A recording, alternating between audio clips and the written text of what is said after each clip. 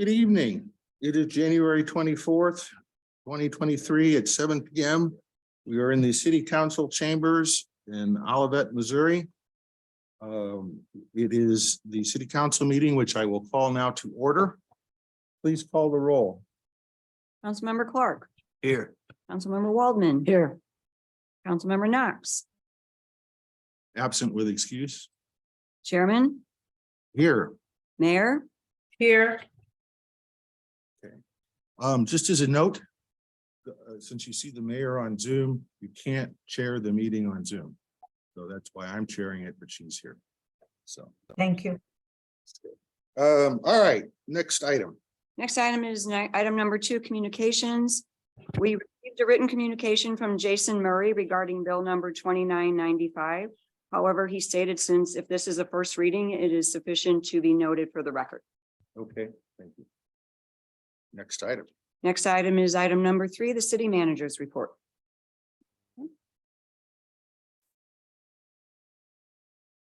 Got a couple of updates from some of our departments this evening, and we'll move into some general news. The fire department, they continue to do a number of different and new training programs. One of them that they worked on was both the department-wide hazardous materials training, and then also they worked on the rapid intervention team. Some of the training for its firefighter survival and rescue training. Anytime there's a fire or an active scene, you would have a rapid intervention team, and the whole purpose of that team is to go in when when a firefighter is missing. They need firefighters call back out to the chiefs every so often. And there's also something, there's an alarm on their air on their SCBA, their air cartridges that also will go off if they're still for a period of time. When that happens, then the RIT team goes in and will rescue locate and then rescue that firefighter or look for that firefighter. December was a busy month for the fire department with 5 structural fires, and those were outside of the city boundaries. In January, we've had now a couple of structure fires within Olivet. However, we've been lucky that they haven't been too extensive a damage and no one was hurt. One other thing is that they have a new schedule system, new scheduling software system that we've been working on, and Denise is HR, Darren, finance director, myself have been working with them to get that set up appropriately. Parks, the park crew is relatively homeless right now, unfortunately. We had to move out of Grandview, which is where the park employees had been stationed. We had to move out of Grandview for the abatement. We were able to move it periodically to different areas, but when the abatement was taking down the roof, required us to actually move out. We had hoped that the new maintenance building would be completed. And unfortunately, at this point, we're still waiting for a few things to kind of finish up. And so they did a lot of packing up of things. We have a lot of things in storage in various areas, which has made it very difficult for the crew to kind of even find some of the equipment they need. But they've been real troopers with working with us on this. And the main goal we had was not to interfere or slow down any of the progress being made on the demolition of the old site or construction of the new. And hopefully within the next week, we'll get those, they'll have a home in their new maintenance building. We had a really great basketball season with a total of 24 teams from K to 2. That was a really, we haven't been that high for a number of years. And so it's really great. And we're hoping that baseball too will be a new high for us as well. Related to that, unfortunately, Corey Shovik our recreation coordinator, has taken a position with Parkway Rock Ridge Education District, to work. They have a large, youth sports, program, and he's, going to be working there in a similar position. So we wish him well. His last day will be, I believe, February 8th. And other staff news, Cody Stewart, who is one of our newer, park employees, achieved his Class B CDL license, passed the test on the first try, which is, if people don't know, that doesn't always happen. It's actually more often that you pass it on your second try. And Bruce was very excited. Bruce McGregor is very excited to have another CDL license, and he was really looking forward to the snow so that he could get Cody out there and practice his driving skills. You got a busy night. Early morning. Yeah. actually. Early morning. Yeah. actually. Big news in our planning division is we did our first, as you can see, the title was the only paper was a check. We utilized our software GovSense permitting software with integrating it with Bluebeam software. And we were able to review and issue a fire alarm system permit all electronically. The permit plans were submitted via PDFs. They were reviewed via Bluebeam, and the permit and the invoices were issued through GovSense. Unfortunately, they had to pay with a check just to mess us up. But this is really, But this you is, took a picture and yeah. deposited it, right? Yeah, the council knows that this has really been a goal for the planning department to really reduce the amount of paper we get, the number of plans that we have, the large quantity of paper that comes in, and to have this the software now in place with the GovSense permitting, with the Bluebeam software. It's I think it really is going to allow us to go to the next level where we start requiring applications to be turned in electronically. It also really can help with reducing the number of versions that you have and making sure that you're reviewing the same version of plans. We do have a new building inspector too. Mike Hostetter, he will be primarily commercial inspector. He started a couple weeks ago. And that was a new position of building inspector too. We have one other new position that we have really struggling to fill in. That's our planning and zoning coordinator. The planning departments, this is again another common woe in local government is having enough planners. Our other building inspector, Orlando Mack, is preparing for his upcoming certification examination for property maintenance. And Jared Kurtz is preparing for his certificate for a commercial inspector. Again, bring this up mainly because the council will remember, these have been goals that we've set, and with regard to having more certifications, increasing the training and education of our staff. And we're really starting to really see both the benefits of that, and it's also a means by which you can retain staff, because people like to continue to learn new things. Police, we've resumed coffee with the cop. But I think one of the things we really need to talk about tonight is we continue to have the motor vehicle thefts. We continue to have just the breaking of car windows. We had another issue more last night about 4 vehicles. Yeah. 4 different businesses had vehicles where windows were smashed. And I don't know, Chief Andruski, if you want to come up for a second.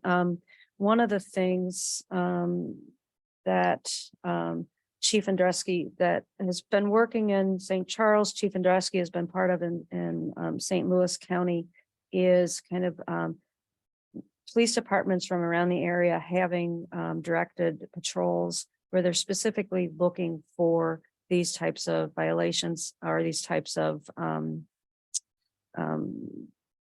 events that are occurring. Part of the problem that we have is, even as a small city, if you're in, you can have a director patrol in one area and then all of a sudden you find out that the smash has occurred, across the city. And by the time you get there, they're gone. I don't know, Chief, if you want to talk a little bit about the work you're doing with the other departments.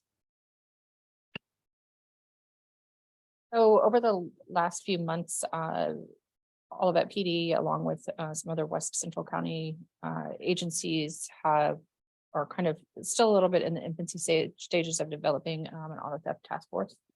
Our officers have deployed on 2 different occasions, or actually 3 different occasions now. And kind of a little bit modeling after what St. Charles County and the agencies out there have done over the past 5 years. With the work that they've done, they've seen a drop in auto theft crimes by 22%, which is extremely significant. I'm sure that the council is well aware of the plague of vehicle break-ins, carjackings, car thefts in the St. Louis area. Suspects really in these cases, most of the time know that police officers are not going to pursue them. So apprehending them has become quite a challenge, including the people who we believe targeted our businesses last night, ended up going down to St. Louis City and committing multiple carjackings down there. So it's very widespread, and it really is just an epidemic of crime that is very difficult to get under control. So with the task force, what we've been doing, again, it's a little bit in the infancy stages. Of course, these things take time to develop and get all of your communications on board and kind of get everybody on the same page. But there's multiple agencies with 2-man patrols. Those 2-man patrols are staying in their agencies during the time of deployment, which could be night or day. And basically, if crimes start to occur, like vehicle break-ins, carjackings, thefts in a certain area, then those units from around the area kind of concentrate to that specific place to assist that agency with that event going on. So that's kind of how it's working. We have we've also SLAPCA and some of these police chiefs have also been trying to meet with legislators. There's a meeting at Municipal League on Thursday to try, and also multiple meetings with the juvenile offices and the prosecuting attorney's office in St. Louis County to get a little more assistance in the courts and with legislation. So it's kind of where we're at. If you have any questions, I'm happy to answer. Thank you. Yep. I think it's good for the folks to know this. I know it's gone out in a couple of releases, what we've been doing this.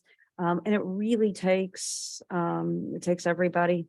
It takes the residents to, call in. We don't want to encourage anyone. These are people who typically will have weapons. So we're not encouraging anyone to try and stop the folks. But it really is a situation in which the police are really trying to figure out the best way to actively get these types of assaults under control. Because it's discouraging as well when they finally do catch somebody. And these not oftentimes, but the majority of these cases, they could be juveniles. And we have it's a social issue in which we need to discuss, is when you have multiple juveniles, or you have juveniles who are doing these, they're getting arrested over and over. They have guns, they're doing these carjackings, but because they're juveniles, they're going to family court and they're being released. And it is, and I'm not saying that, that's the wrong answer or the right answer, but it's got to be a conversation that residents and the community and the people of St. Louis County start having. Because we can't have people, we have to have it's not just what are the police doing? It's the system. and how do we best get this under control and so that people are safe and feel safe going and parking outside a store in Olivet on a Monday night. But at the same time, trying to understand that, not locking someone up isn't necessarily going to stop the system and there's just another person to replace that. So I think it's a bigger issue. I really encourage folks to, try to pay attention to some of the items that are in the newspaper when there are stories on this, because I think it's one of the problems that we really have to discuss, and that we have to kind of try to come together as a community and figure out how are we going to address this. So thank you, Chief Andreski.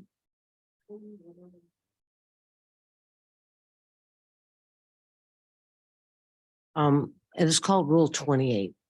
So you can look that up, Rule 28. That's the issue that is the issue of adult juvenile. Under the Olivet most serious monthly crimes, we have the same numbers for both months. So I'm just confused. Were they really exactly the same for both months, or am I reading this wrong? Or Sure, it's from the monthly reports. I know, and I would Okay. assume we'd have to look and see. okay, sure. Now that I'm looking at those, I think that there's an error on there. They're probably very close, but yeah, I think that that's an error now that I'm looking at it as well. And I can get you the Just a updated. typo. I don't need to be called an error, but it was just like, No, that's okay, okay. And we okay. can get to the updated numbers. Public Works staff, they are out doing street sign alignment and replacing some of the old signs that don't really meet the current requirements. I always love the fact that we use winter and this is Public Works everywhere, we use winter to align to straighten our signs, and then we hit them with a plow. But anyway, it gives us something to do next winter. So one of the picture at the top right, just pointing it out, that is the new vehicle and the new spreader that was purchased just this year. And so it was put to work at the last snowstorm, and then they have started the work at the Price to Pioneer. And you can see that the Bates Utility has been mobilized out there, and that's at North Price at the city limits. We are almost done with our mid-year goal reviews and budget reviews. We're now moving into preparation for the FY24 budget. That starts July 1. So we're kind of, Darren and I have spent quality time with the various department heads, working on new goals and also looking at future needs. Our HR manager Denise has been extremely busy filling vacancies and filling kind of some of the new positions. Police and fire departments are fully staffed, and I think that's the first time we've been able to say that for a while, 2 years. And so that's a success.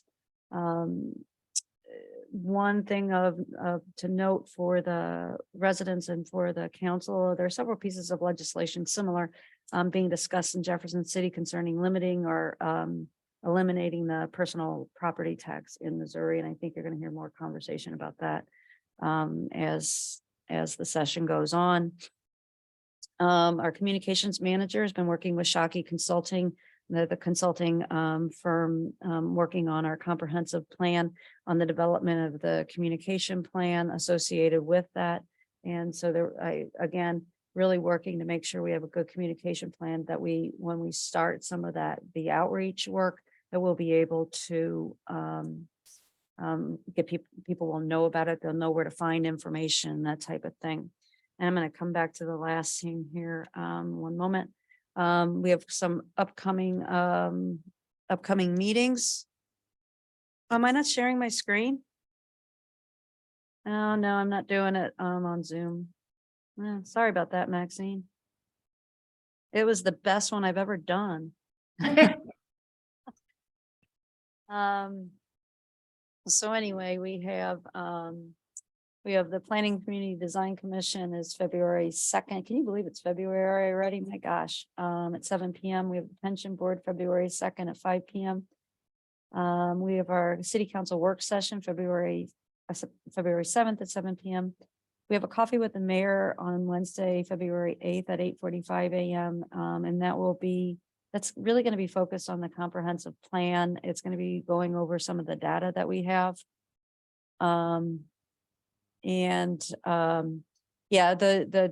This was originally scheduled for January. It was postponed to the February. And so really encouraging folks to show up and see some of the data, to see what the data is saying about all of that, as well as meet the folks who are the consultants working on our comprehensive plan. Next regular meeting for the council is February 14th. Park and Recreation Commission is the 15th, and then we had the second regular meeting of the City Council is February 20th. I have that wrong. I'm sorry. That should have been February 28th. Sorry about that. I'll fix that. And one piece, Bridget, I'm going to bring you over if that's okay. Bridget Waters has been with us for almost 7 years, and she has her last iteration as deputy city clerk with the city of Olivet. Bridget is leaving to take on a similar role in the city of Kirkwood, Missouri, and the mayor had asked if she wanted to say her goodbyes to Bridget, and I said we could do it by Zoom so that she doesn't have to kind of drive back in and then leave. So with that, Bridget, we're going to miss you. Thank you. Greg, does anyone on council want to go first, or should I just speak? I'll speak. Okay, go first, and then I'll follow, and then I'll be happy to say something as well. You were one of the first people on staff that made me feel very comfortable when I came here. You treated me like one of the old cousins that you knew from back in the day, old classmate. It made me feel very, very relaxed by the way you treated me. I'm very proud of you personally, to see you move ahead and to achieve great things. I'm sure that this is just the beginning for you. You're a very intelligent young woman. And again, I can only say that I'm honored to have been able to work with you. I know this won't be the last time that I see you, and I'm sure that we will cross paths again, and I'm going to make it a point to make sure that happens. God bless you. And I'm very, very happy for you. Thank you.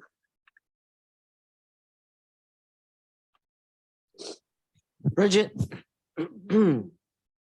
we said some words last week. I do know what my fellow council members said of being extremely proud of you and seeing you elevate, and knowing that this community and this city helped you get to the point of your skill set to be able to elevate. I'm very proud that you're an Olivet family member.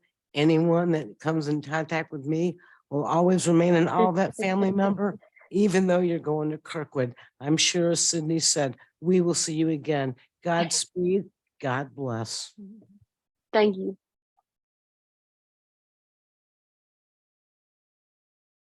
Greg, should I go? Sorry, my mic's not on. Yeah, sorry. So Bridget, I may sound repetitive to what Lisa and Sydney said, but like when I first came on board also, we kind of joined around the same time. You would teach me some things that I needed to know, like from behind the scenes, and especially as we moved into the new building. My first round at mayor, you would slip me little notes or different things you would do, like as I would come in for my weekly meetings with with Barb. You'd always have a piece of chocolate for me as well. Also shared your passion for growth, for personal growth, for school. And you also you bumped into some challenges along the way during your tenure here, and you overcame them, and we celebrated those challenges, but you also, like, you've just endured and kept one foot in front of the other and your eye on the ball with education. And though you're moving on to Kirkwood, gain more knowledge there and then swing back to Olivet. We are going to miss you, and we very much cherish you and all that you've done for our community. And we thank you. Thank you. Okay, well, as usual, when I do this, I usually say there's nothing left to say. 'Cause everyone- But again, I wish you great success. I was very happy to have you here. I'm disappointed that you're leaving, but obviously you're moving to better things. So thank you for your service. Thank you for your service. I'm gonna Thank you miss so like- much. I'm gonna miss you like money. Thank you so much. I really appreciate to hear this from all of you guys. Hey, Bridget, Yes. just want to say I'm gonna miss your smiling face coming in the city. Thank you.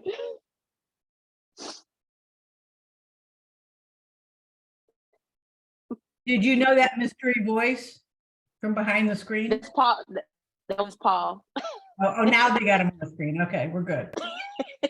Thank you, and you have 3 full days of work to go, so see you later. Thanks.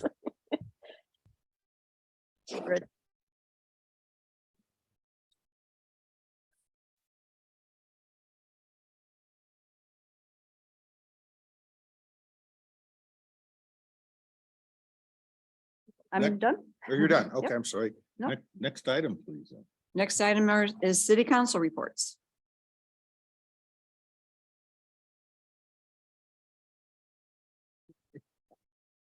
Busy girl.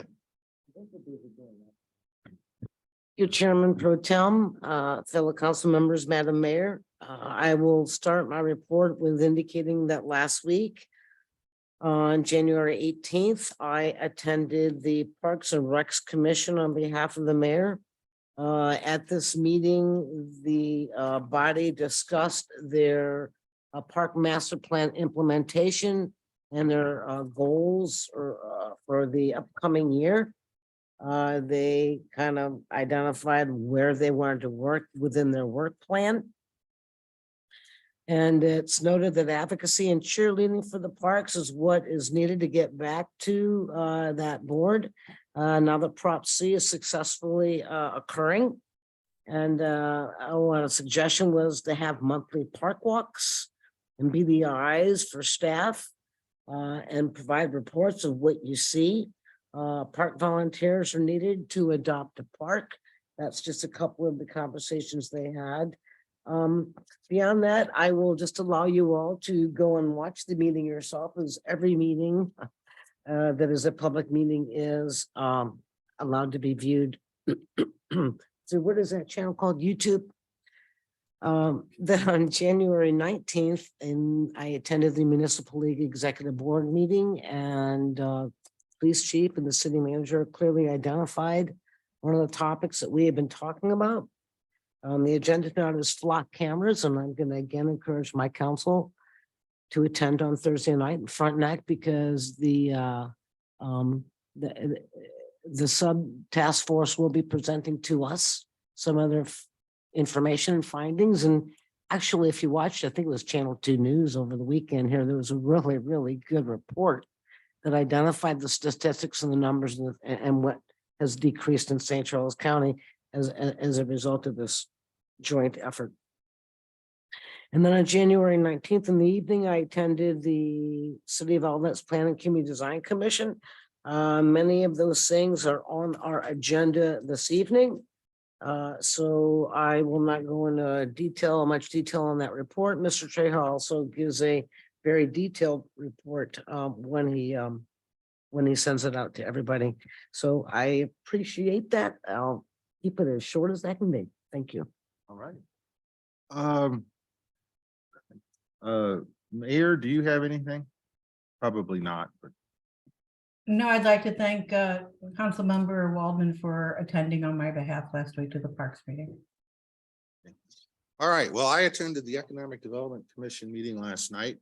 I would recommend anyone interested go look at the video because there was a presentation about cannabis in Missouri from the Sunrise Dispensary. And I thought they gave an excellent presentation of sort of all the parameters around what it takes to run such a company. They're out of Macon, Missouri, actually.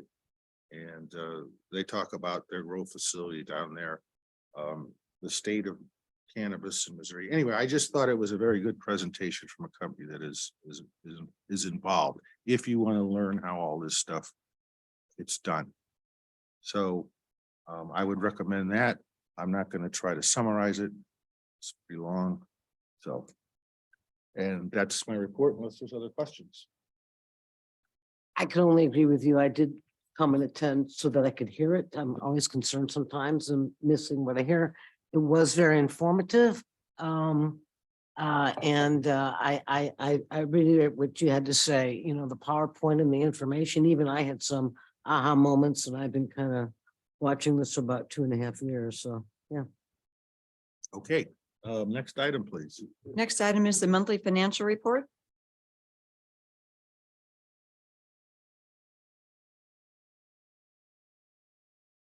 Can we make sure that the screen is shared? Got it. Thank you. Good evening, Mayor, or sorry, Pro Tem and Council. And then for today, we have our 6-month review of our monthly financial report, which means we're all caught up finally after several months. So good news here, we really for as far as not being caught up, but everything is right about where we left off a couple weeks ago. Looking through November, so into December, nothing new. The revenues 317,000 below where we thought. And then expenditure side 574,000 where we thought. Most of that if kind of revisit a little bit of that. Utility taxes are giving us trouble. Some permits are a little later than we thought. And then on the expenditure side, some of our projects, we hear about the comprehensive plan, maybe a little slower than the finance director thought. But in the end, it's the contracts are under and we'll get caught up with that. Some of also the hiring. And for some of our newer positions, we had some vacancies in our police department. And when older people retire, the replacements are usually a little cheaper. And then it works its way out in several years. So we're seeing a little bit of that. The other thing to revisit what we talked about last month is the community center delay. And when we back in our budgeting during even into the beginnings of June, we anticipated a December open. And so now we're going to see, we had anticipated hiring people, we anticipated some cleaning bills, electric bills, utilities, and those won't be coming around, obviously, since it's not open. So we're seeing some of that large variance. So everything's well where we would expect based on some of the factors that we see. Talked about some of that. So if we can go to the next page there, we see our reserve policies well within compliance in the neighborhood of 3 million. We're just fine there. The sales tax right at where we thought. We had a little bit of a rough November. Now it's coming around in December and then into January, confirming some of our hopes that it was a timing issue. Utility taxes, like I said, under where we thought. Property taxes slower than we had anticipated, but in just a single line with our personal property tax collections. And that will still lead me to hold out that it's a timing and a processing issue at the county. Property taxes are usually paid by people that own the vehicles, whereas the majority of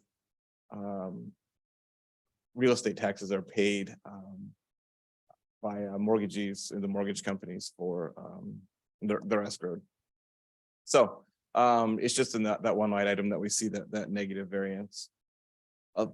Does that mean you get the money later because it's in escrow and the banks are slower to give it to you? Nope. I It's see. anybody that has a mortgage, they pay the day the bill shows up. And so that way they get to, so in November, we get that first payment in December is usually when we get a lot of, so when the escrow companies release theirs right away. And so we get that money right away. Personal property taxes, people wait till the very end. A lot of commercial properties also manage their cash flow and pay right at the end too. So if we go down to, sorry, a notable change here in the general fund, up until this month into the December reporting, we had the proceeds from the insurance claim from the flooding in July at the community center was in the general fund. That has been that recoupment. We're going to use that for at the new community center. So we'll see that later. I'll direct us to the page, but that is gone from the general fund, and that's contributing a little to that negative variance in the general, sorry, the revenue in the general fund. With that, let's go to the next page here. Let's look at our chart. The orange line is what we're looking at for this year. And, you know, we had our worst November, go back even a month, our best October, followed by our worst November, and now our best December and best January in 7 years. So I'll continue to say, I can't tell you what's going to happen except for overtime. and then it's only a guess. So it's good news. You know, we were worried. This is the same time a lot of stuff was hitting the news about what was going on at the county. And so this is good to see that recover. Page 4.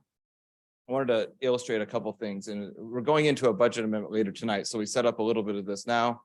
We can see the total revenues there, but if we keep going down to page 4, which I believe is the next page, we can see the individual departments. And I know it's small, but what we're looking for is kind of putting pieces together about where this huge variance shows up in our expenditures. You see our police department, we talked there. The recreation is the third line down, third number from the left. You see $180,000 positive variance, or under where we thought. And there's those things reflected.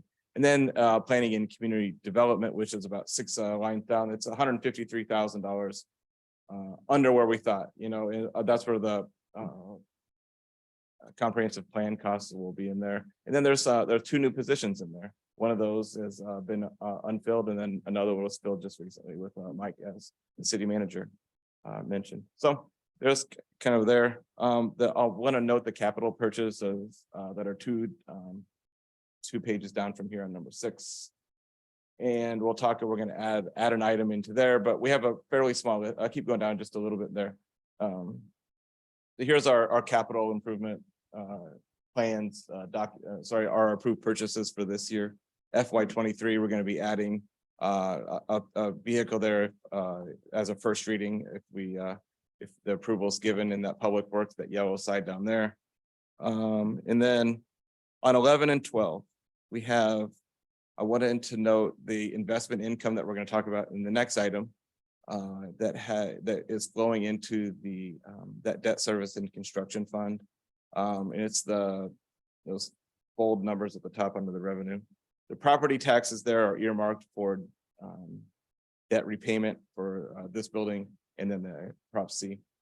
And then, but the investment income here goes into dollars that can be spent on those projects, and also that other income there. So that previously was in the general fund.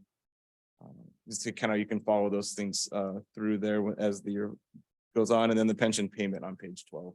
See $300,000 of property tax collections was forwarded in December to the pension trust. So that's all that I have for the financial report side. If anybody has any questions, more than happy to come back with answers, or we can talk through them today. Questions? Mayor, just shake your head. That's good. Okay, thanks. All right, next item, please. Next item is the quarterly investment report. All right. Good evening once again. We have now our exciting investment report, and what we'll see here is some advancement in some of the goals, or kind of taking advantage of some of what we see. And this page has gotten really large, but what we can, in broad terms, what we see here is there's some shaded items right in the middle. The middle items that are non-shaded with that yellow line in the middle are our regular 12-month CD ladders at right at $250,000 for the FDIC insurance. And that's the primary ladder for CDs and with income. And you can see the ones rolling off are those ones in January or rolling off now are a really low interest rate, and the ones that we're getting on are a little higher. And that reflects the reinitiation of this and continuation. And then at the top, we see some of this. Oh, sorry, we're going to the bottom. The bottom 6 shaded parts that we see a little bit up. Sorry, I'm in the general fund still. Those are the longer term outside of the ladder, and they kind of run taking advantage of rates on a longer term as we saw them. One of the things I'll point out there is we actually seem to hit the at 11/7/22, those last 2 lines, we cashed in on some of the highest rates that we hit the peak there, and we get to enjoy those until 2024 and 2027. So that's a really good note there. And then our ICS rates, which is where our idle funds kind of live, they were at a whopping 1.15%, and now they have increased in the last month to 1%. Well, that's not a favorable rate compared to really short stuff of GSEs or government agencies, treasury bonds. And so we decided, toward the end of December to deploy that out into those vehicles. And they're at the very top now. And those top 3 we can see at 3 million, 3 million, and 2 million. Those rates are way much in excess of 1%. So that's where we see those kinds of things come through. That's about all I have there.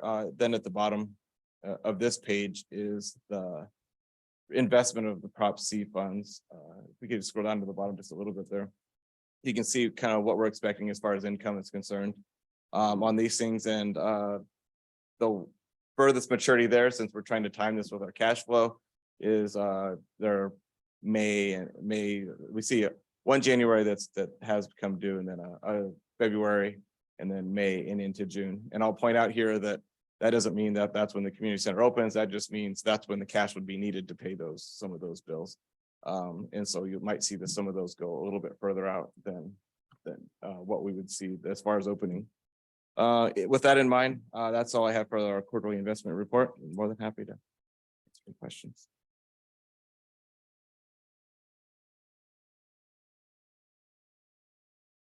Mayor, you're not having any questions? Shake your head no. You don't need to turn. Don't need to unmute. Thank you. Next item, please. Next item is hearing from citizens. Okay. If you'd like to speak before the council, you need to fill out a card with your name and address. We'd also appreciate it if you'd say it when you come up. Do I have anyone interested in speaking before the council at this point? I see no one in the audience. Is there anyone online that would like to speak? There's one person, Okay. Raphael. I'm going to promote you to panelist if you want to just turn on your video, on your camera and your mic.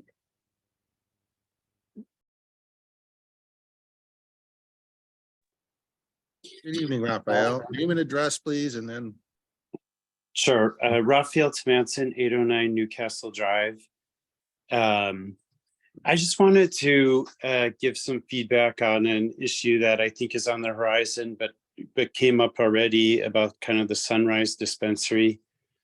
I mean, the first thing I'll just say is it's pretty clear this dispensary is unconstitutional because it is within 1,000 feet of a school.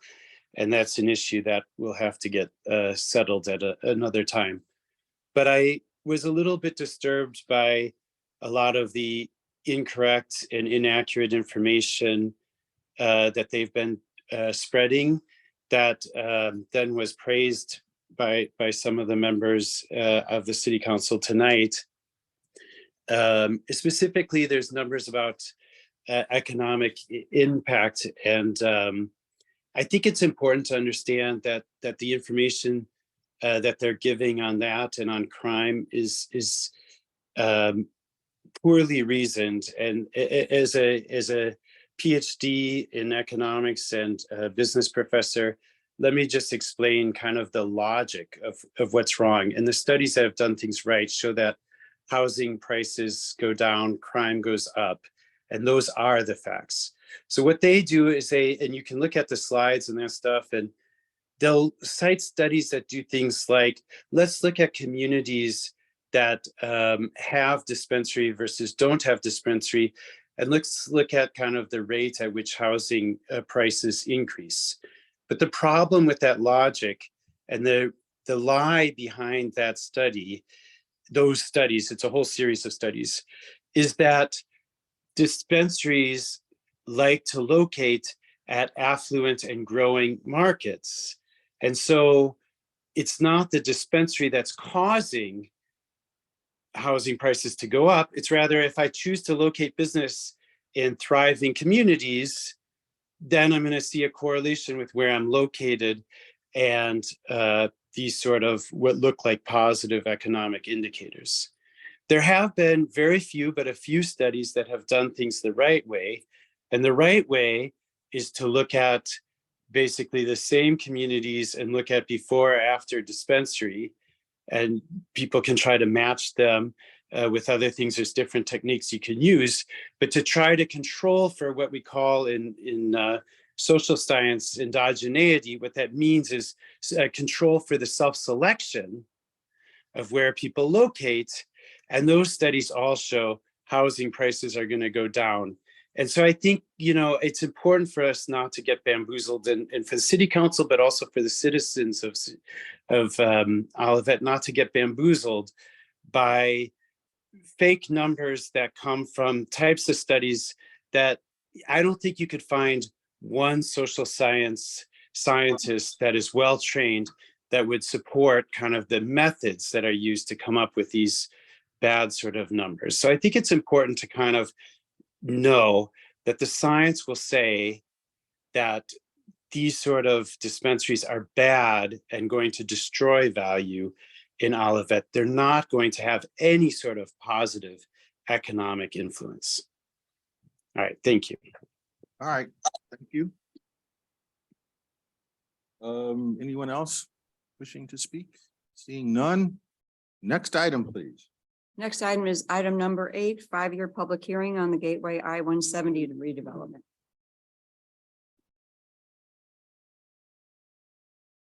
Mayor Pro Tem? It's gonna be you. I'll kick this off. Let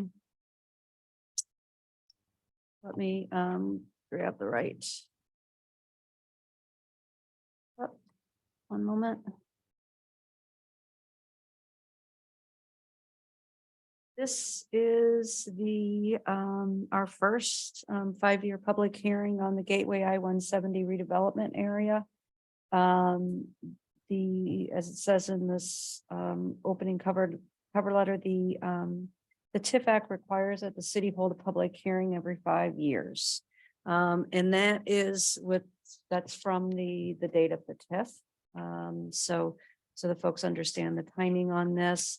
Notice was given into the papers. We also did use social media and our weekly blast to let people know about the public hearing. The purpose is to hear about the redevelopment project and to look at the progress that's been made under the proposed time schedule.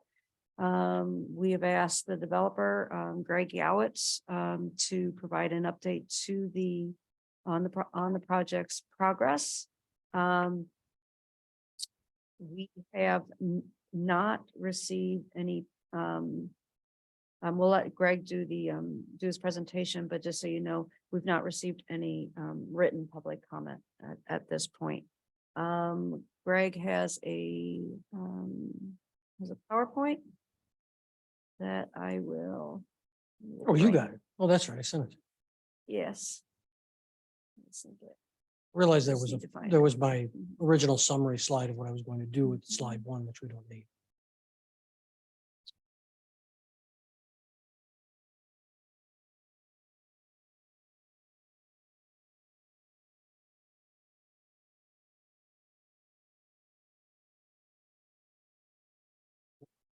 Is this it? Yeah, December 22 changes. I think that's the name of the file. Yep. Council update December.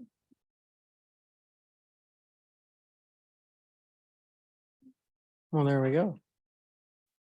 And let me get it shared here. Yep.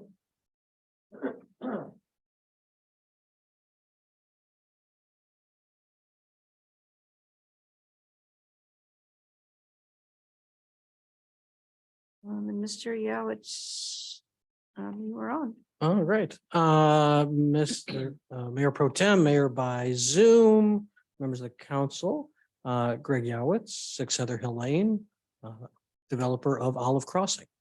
Glad to be here tonight to give you an update on where we are with the project. Thought I'd run through some high level stuff, some details, certain things I can say that I'll hint about, certain things I can't say. So we'll talk about that. You can ask me questions and just give you an overview. Before I start, one of the things that I want to point out is that while you may say, wow, this is taking longer than we anticipated when we approved this thing 5 years ago, you're right.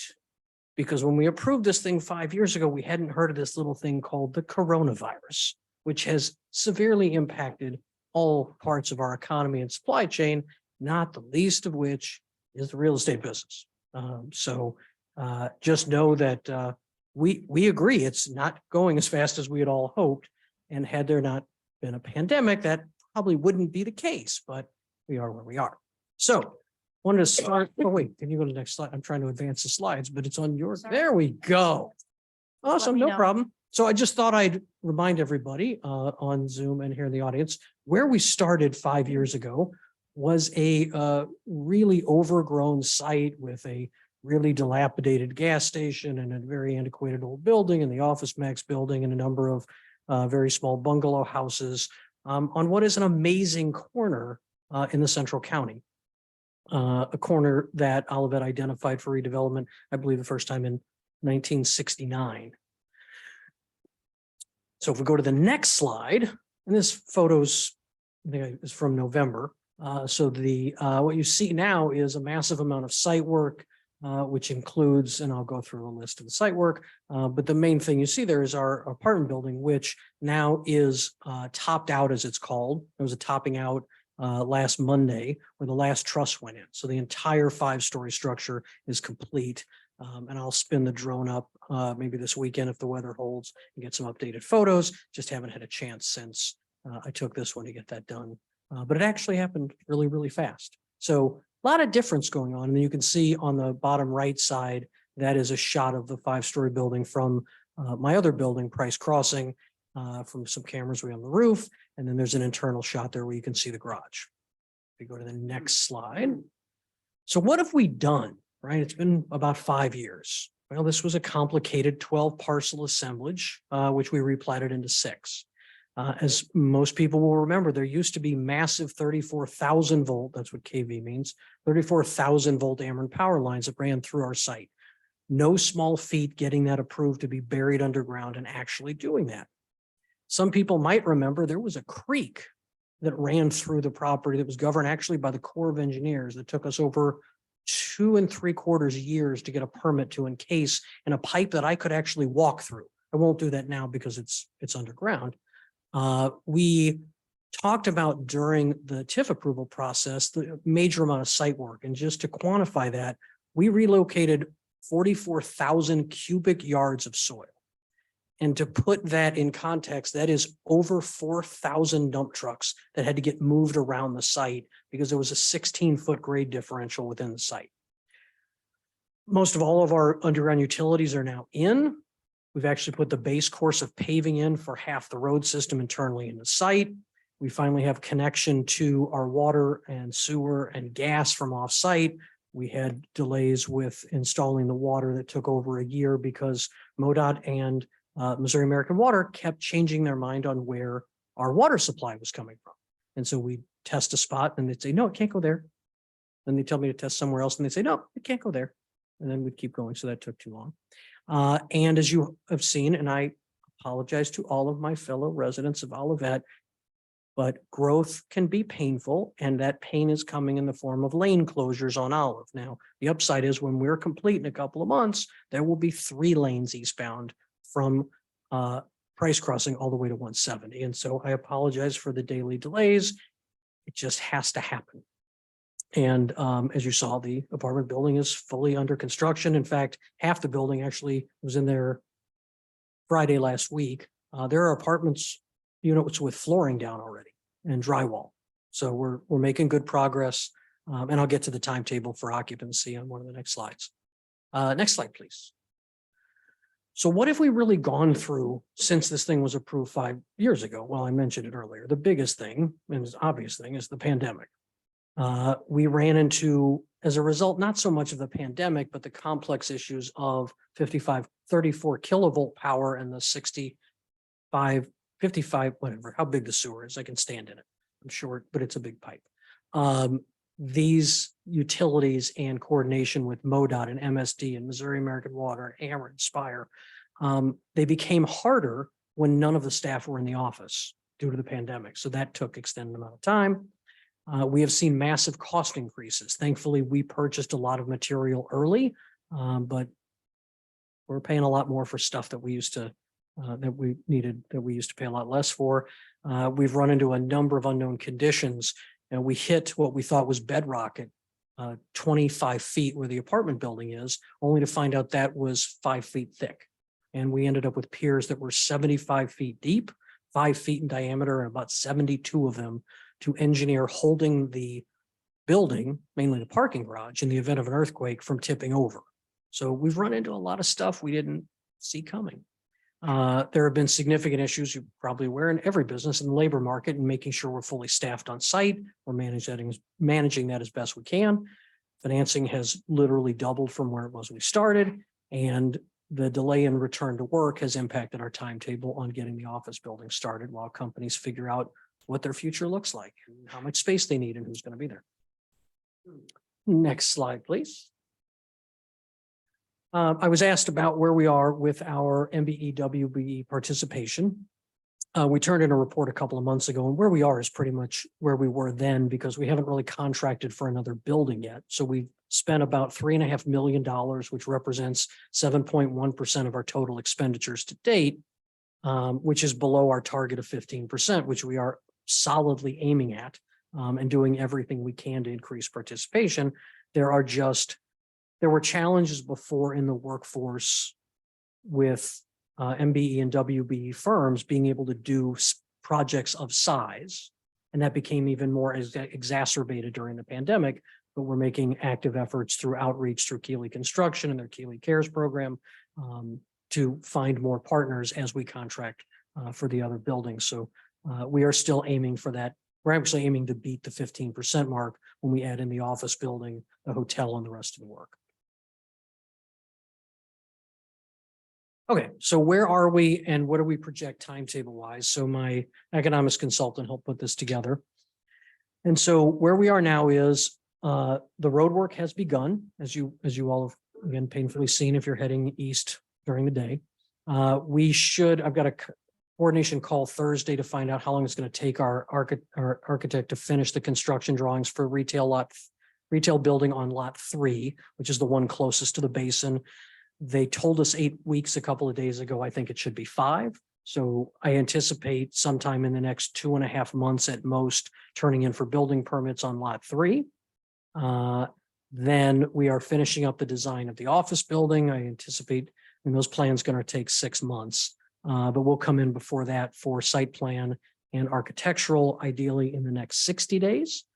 Once we have the timetable of the office building, we'll start the hotel plans. Marriott's been clear that they do not want the hotel to open until after the office building is done. So we have to sort of sequence that so we don't end up with the hotel finishing too quickly and having it sit finished and vacant, because that's a really expensive proposition. And then I've targeted lots 1 and 2, which is the lot at Price and Olive in the middle lot, to start construction in Q4 of 23. And I've done that because we're still not giving up on the grocer.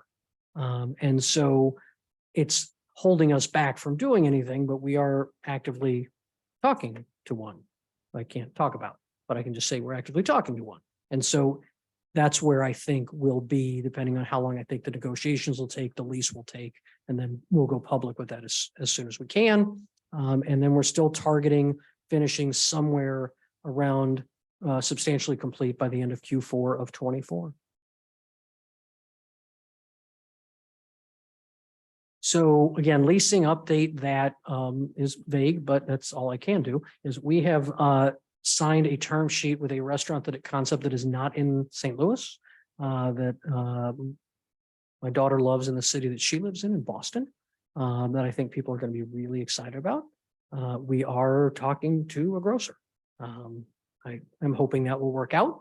We are talking with other restaurant concepts and other retailers, and it's sort of a puzzle piece thing that we're putting together. And we're actively in negotiations to hopefully lock down the office tenants that are going to kick off finishing the design of the building. So things are moving. Yes, they're moving slower than we thought. Well, a pandemic bump in the road that none of us ever saw coming, but trust me, if you were to see what our monthly interest payments look like, we're in a bigger hurry to finish than you are for me to finish, especially when interest rates double in your model. So from what your original model was. So I think that's my last slide, and I'm happy to answer any questions that you may have. Okay. Yes, you'll have that question. But I wanted to, did we go to a hearing, or is this? You need to open the public hearing. Yes, so we're going to start with public hearing. So I'd like to close the regular session and open a public hearing, ask the public if there's anyone who wishes to speak, including the public online. If so, you still need to fill out a card, but you're allowed to speak for 3 minutes.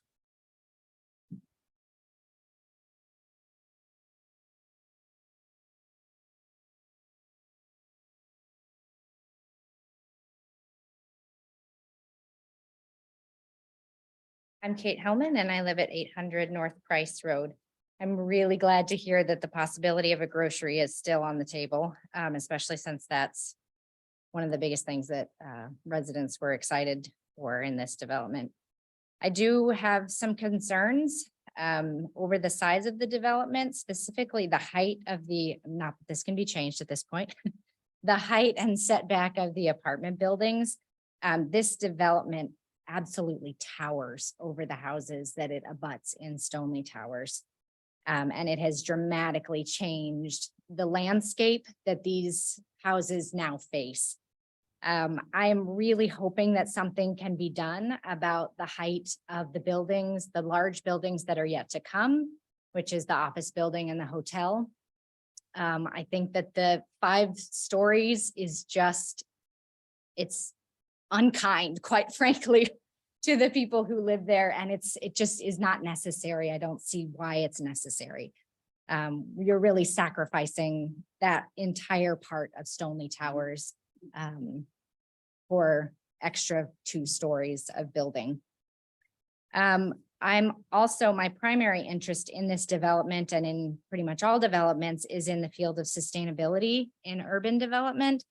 And obviously, from the beginning, I had difficulties over the habitat destruction, what you had called an overgrown site. I would have called a natural area that was home for wildlife, as well as home for a number of humans who lost their small bungalows. And I'm concerned about the enclosing of a creek in concrete. Again, all of these things are said and done. There's not much that can be done about that. However, I really hope that there will be some additional care and concern moving forward for working on this development in a way that is conscious of the impacts that it has on the climate and conscious of the environmental impacts that it has, not just for this particular corner, but the environmental impacts downstream, so to speak. So I would just really hope that with a development of this magnitude and the amount of money and time and resources that are going into it, that as much that can be done to make this development at least a little bit more sustainable. I would certainly hope to see that done. Thank you. Okay, is there anyone else who would like to speak? Online? Seeing none, I will close the public hearing and recognize Councilperson Waldman. Thank you, Chairman Pro Tem. Yes, sir. Mr. Yalis, what is the time frame for the residential apartment complex beginning to take consideration for rentals and Oh, leasing? great question. So we are planning to start pre-leasing, as it's called, with a small exhibit apartment in late February, early March. We are planning that people will be able to start occupying the building on or about June 1st, provided our electrical gear arrives. And all our electrical equipment that has been on order now for well over a year. And we hope it's going to come. We have no control over it. It's one of the largest manufacturers in the world. Everybody in the world's waiting for stuff.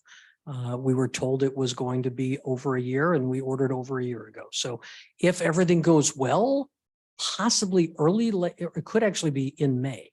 We just, it's when the equipment shows up, we'll know. And then we'll get more solid, but we think it's somewhere around June or July. Again, once we know when the deliveries arrive. So if I could ask a follow-up, given some of the concerns that the Oliver had with regards to refrigerators, washers, dryers, things of that nature, is that some of the things that you're waiting on with regard to this as well? We've placed all those, Stoves? right, well, everything, right. We have, I'll give you an example. We got concerned about air conditioners over a year ago. We have 181 air conditioners plus the central air conditioning units in a warehouse. We bought them in November of 21. We've owned them a very long time because they said at this quantity, we have them now. You should buy them now. As an example, we bought our lumber off the train 6 months before we needed it. And so we have done everything we can to mitigate the challenges. Fortunately, our windows came in when they were supposed to. But what I'm told by my team is the only thing they're really concerned about is the electrical gear from Square D. And if it shows and everything's great. If it doesn't show up when we want. That's, Are there any other questions? Mayor? Good evening, Mr. Yowitz. So can you hear me okay? yes. So I have a couple questions. One is, with people moving into the complex, to the apartment part of it, are all of the roads going to be finished prior to that? Like the roads back to the office building and the hotel? Or are you only finishing the roadways for the residents that will be living in the apartments to come in and out? So it's a maybe, right? What will absolutely be finished is safe and secure access to the garage entry of the apartments and the drive lane behind it.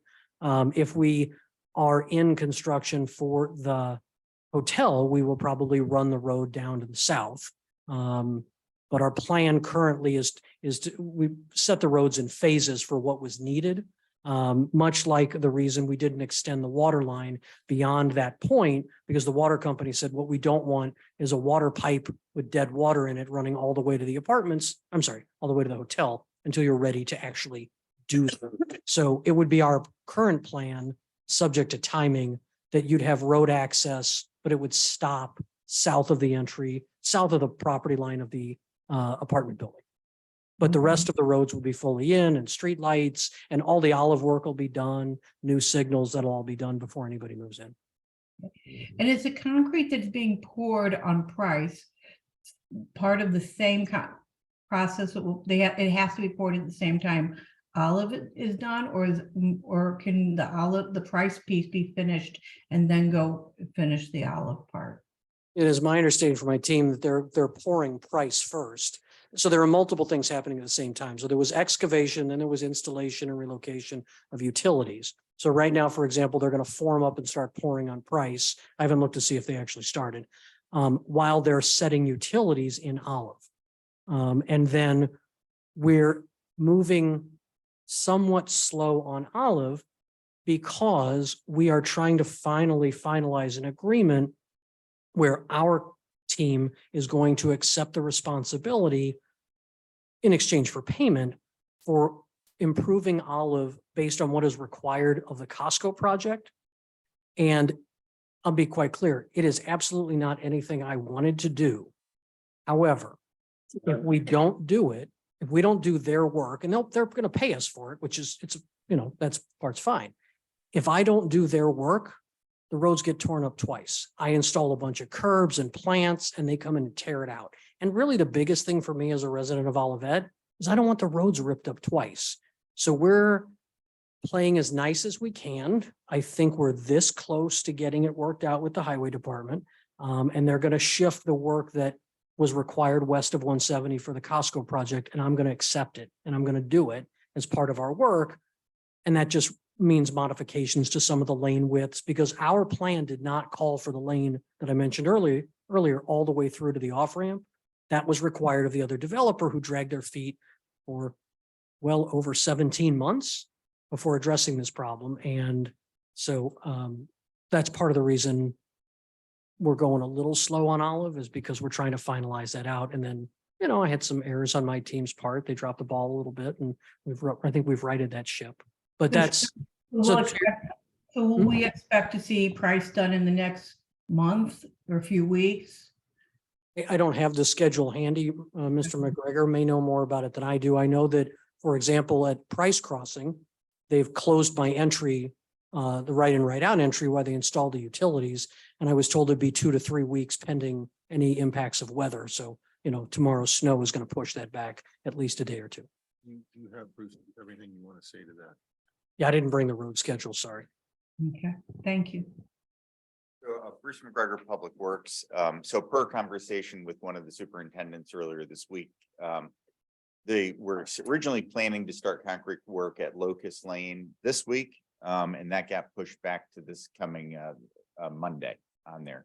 But they still have a lot of work to do at where the front entrance is, where the hotel is, or the apartment building is. A lot of sewers to get done. So I expect they're going to be able to get maybe the apartment buildings, you know, a side width of concrete in, and hopefully they'll get the sewers done. But without the sewers relocated, that could take, you know, the rest of next week. And, you know, again, the weather out there, we're looking at, you know, a couple of days lost this week, and next week's forecast isn't super. So I would hope we could get most of that done in the next 3 weeks, or they could get that done next 2 to 3 weeks. Thank you. Thank you both. Maxine, did you have any others? No, that's all my questions. Thank you. Okay. I don't see anything else we need to do right on this one. No, there's All no right, action so that needs to be we'll move on to taken. the next item. Thank you. Have a great day. Greg, I'm sorry, can I add one more thing? Greg Yowitz, can he still hear me? I can't. When you say Greg, I'm like, is it him or me? I don't, you know. Mr. Yowitz. So Yeah, the that's good to last thing is, I know that you're going to be joining us at the February workshop, but we've been talking about with the council that we're going to be getting like monthly dashboards or updates, because that will help us also be able to answer questions to the public and to be following this timeline much closer. So that is greatly appreciated. So thank I'm you. working with city manager Sondag on, I may sort of tune up the format a little bit, and yeah, but I'll get you something so that you have updated. And then again, as soon as, for example, as soon as we ideally sign a lease with this tenant that we have a term sheet with, I'll be happy to come to a meeting and announce that, because this is where things start to ramp up again. Nobody saw this pandemic coming. It's just taking me longer than I thought. So, but it's gonna be great. We just want to make sure that we keep the public informed along the way. So thank you. Absolutely. And And go to Mr. Revocup. The coffee's awesome. Thank you very much. I was just going to say, thank you very much. A new coffee shop is in the Olive Price Crossing, and the city council is going to have a little ribbon, warm, kind of welcoming this Friday. Yes. 9:30. 9:30. I hope to see you there, and thank you for finally getting coffee back in this community. I know the mayor and we were hearing that quite frequently, that we miss a place to go for coffee, Joe. So thank you. Oh, I only turned down 15 other companies who wanted that space, but I said, I live in Olivet. All my neighbors want coffee. They're going to kill me if I don't put a coffee shop back in here. And it took, again, that took longer than I thought as well. The good news is Nebuan is open, and everybody seems to love the coffee. It's great. I know he has pastries, but I only drink black coffee, so I haven't really looked at the food. When speaking with the the director of the Chamber of Commerce today. The Creve Coeur Olivet Commerce. Friday is a soft opening, not so much a ribbon cutting, because we've got to they haven't had a chance yet to join the chamber and all. But Olivet is anxious to welcome them, and the consul and everybody in this council and staff are going to go up there Friday for more of a soft opening with them. And then I hope And Cindy can find out if they have donuts at that time. We'll reconvene on the donuts. We'll have a meeting about it at the coffee shop. All right. Thank you. And if I need to talk to them about suggesting that they carry that, just let me know. Thank you, Mr. Yowitz. Next item, please. Next item is bill number 2991, an ordinance amending Article 3 of Chapter 220 of the Olivet City Code pertaining to smoking in public places. Second reading. Okay. Let's clean this one up. I will.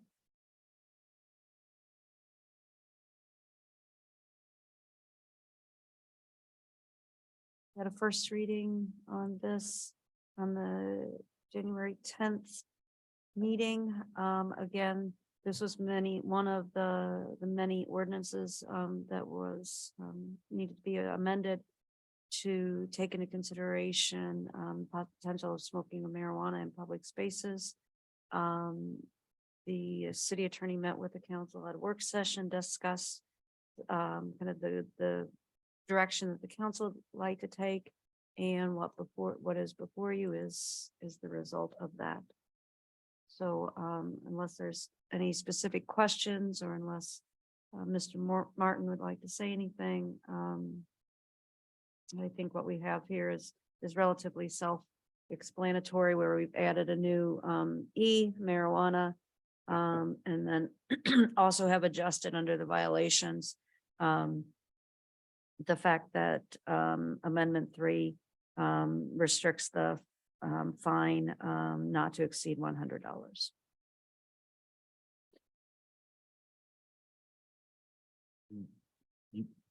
I was just, is this on? Yes. Okay. I was just gonna say, I'm happy to answer any questions. We've talked about this before, but I have really nothing to add at this point. Okay. Are there any questions for Mr. Martin? All right, I'll take a motion. This is a second reading, yes.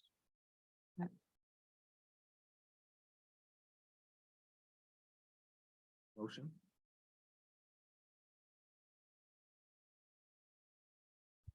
I'm happy to make a motion.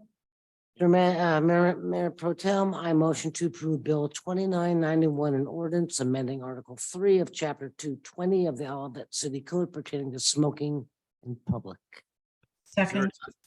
Been moved and seconded. Please poll the council. Councilmember Clark, Yes. Councilmember Waldman, Yes. Chairman Carl, Yes. Mayor. Yes. Motion passed by action of the Olivet City Council. Bill number 2991 becomes ordinance number 2762. Next item, please. Next item is bill number 2992, an ordinance amending section 400.220 permitted uses, being part of Article 4 SR Single Family Residential District of Chapter 400 Zoning Regulation of Title 4 Land Use of the Olivet Municipal Code to reduce the lot width noted under section 400.220 A.3A. Second reading and public hearing. It's Mr. Trejo. Mr. Trejo. Good afternoon, Chairman Pro Tem. If it's okay, if we're ready to go in, close regular session and go into public hearing. Okay. Like to close the regular session and move to a public hearing. Good evening, Chairman, members of the City Council. My name is Carlos Trejo. I'm the Director of Planning and Community Development for the City of Olivet. And tonight, before you is Bill 2992, a public hearing for a text amendment to our SR district, which would allow a reduction in the lot width for legal lots of record. In there. In the next slide, this amendment would allow development of a 40-foot wide lot. So long as that lot still maintains a 5,000 square feet and 100-foot depth. Under the current ordinance, any legal lot of record, which is recorded before February 23rd, 2016, must be 50 feet in width, have a minimum lot depth of 100 feet and a minimum area of 5,000 square feet. On the next slide,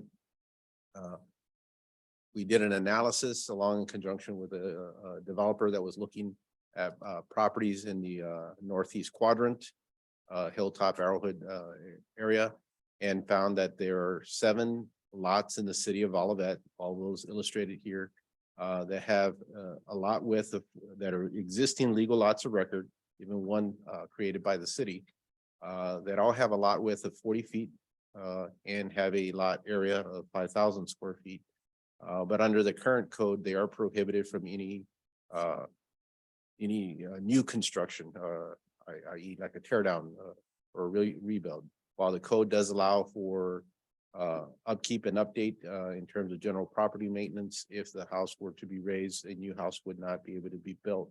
The theory behind that, and I believe that was adopted back in 1986 under the original codified zoning code, was to encourage lot consolidation, make lots bigger in the process. So we took the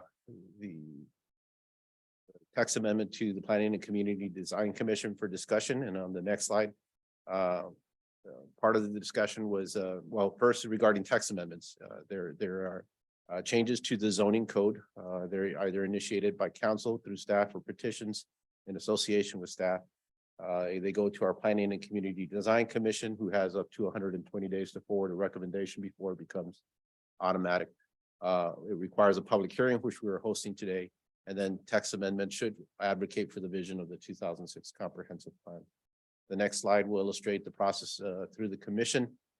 In there, they made a recommendation on December 1st to authorize or recommend to the council to consider reducing that minimum lot width for legal lots of record to 40 feet. Again, so long as those lots maintain an area of 5,000 square feet and a minimum depth of 100 feet.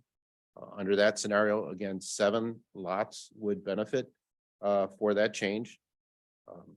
6 of those lots are north of Olive Boulevard, which did not get the benefit from the original consideration back in 1986 in there. Therefore, we found several properties, and in this case, 5 that are close to each other, in which 2 of those 5 lots are in a state that reinvestment or trying to redo the properties outweigh what those costs are. They've been rental properties for quite some time, and one of them has been condemned in that process. Now, we do have code enforcement regulations, but again, it is a process of exactly how much you want to invest in which you cap out a property to some extent. Some of the issues that were discussed in consideration, because again, this impacts of, it's not to encourage tear down properties, but reinvestment in the properties. And what would be those implications to the community be as a whole? Again, we did an analysis and tried to find out how many properties would benefit or impact that reduction, and only 7 through the city would. Again, 6 of those 7 would be located north of Olive. We considered what is that width due to design, and traditionally you have larger garages that go along with new construction, and how that would be handled. Again, we do have guidelines that are part of the community design review process. Any of these lots, if they do redevelop as single family residents, have to go through not just a community design review, but through a site plan review, which requires additional consideration of what the impacts are to the surroundings. We had a discussion about affordable and alternative housing. Is this really going to make more affordable housing opportunities in the Olivet area? Not necessarily, because of the values of the housing stock throughout the community, but it provides an opportunity to try to maintain or keep with the average of housing costs, as we're seeing more and more of the housing costs along Old Balham exceed $1 million. And then finally, what does that do for the long-term vision? And again, that goes back to the comprehensive plan and the Arrowhead, Hilltop Arrowhead neighborhood. If we were to do nothing, maintain the status quo, the ordinance would pretty much encourage anybody owning these properties to buy an adjacent property and consolidate. Therefore, going contrary to the goal of the comprehensive plan to try to increase the densities in the Hilltop Arrowhead neighborhood, given the location and proximity to I-170 and the commercial development south of Alice. They're kind of in conflict of each other, just trying to maintain the status quo. We do want to encourage higher density development in that area. And we worked with a developer who made an extensive attempt to try to do so in there, but the lots were the depths of the lots and the requirements once you assemble the lots require where there's on-site detention, other type of utility works that again kind of minimize the return in there unless you start going upward or you acquire more massive properties. We even went back to talking with the Opus Group who consolidated 3 acres behind these parcels, and honestly that there's no additional return for them acquiring those parcels or adding to their development in the process. So that's the conundrum that we kind of face under the current status quo. Therefore, after having those discussions with the commission, their recommendation to the council was to consider the text being forwarded tonight. And then if I may, Chairman, add the following items to the record, as these are part of the things that we use to utilize and make our decision process. One is our 2006 comprehensive plan. The City of Olivet residential development and design guidelines is amended back in March of 2017. The Olivet Municipal Code and zoning map, including several of the land use chapters involved within that code, 400, which is our zoning, 405, our subdivision, 420, our stream buffer, 422, our stormwater, and 425 community design. Because all those chapters get impacted when lots are less than the ideal width, area, and depth. The public hearing affidavit of publication on January 9th, 2023 in the St. Louis County. The staff memorandum to the Plan Commission dated December 1st, 2022, and then this presentation to the City Council. I hope that kind of provides an overall analysis of the process of the commission, and I'd be glad to answer any specific questions. Questions? This is Okay. All right, there are no questions. I will take comments from the public. We are in a public hearing. If there's anyone wishing to speak, either in the room or online. Seeing none, we'll close the public hearing. And if there's no discussion, I will take a motion. Chairman Pro Tem, I motion to approve Bill 2992, an ordinance amending section 400.220 permitted uses, part of Article 4 SR Single Family Residential District of Chapter 400 zoning regulations of Title 4 Land Use of Olivet Municipal Code to reduce the lot width noted under section 400.220 parentheses capital A dot 3 dot lower a parentheses. Second. Been moved and seconded. Please poll the council. Councilmember Clark, Yes. Councilmember Waldman, Yes. Chairman Carl, Yes, Mayor, you're muted. Yes. motion passed by action of the Olivet City Council. Bill number 2992 becomes ordinance number 2763. Thank you, Chairman.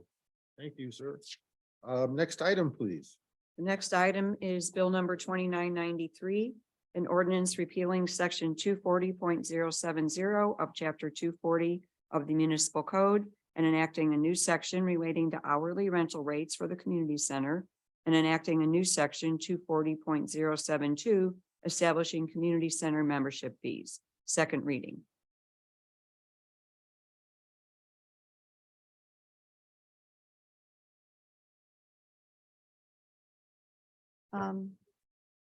Promoting Beverly Tucker Knight to panelists.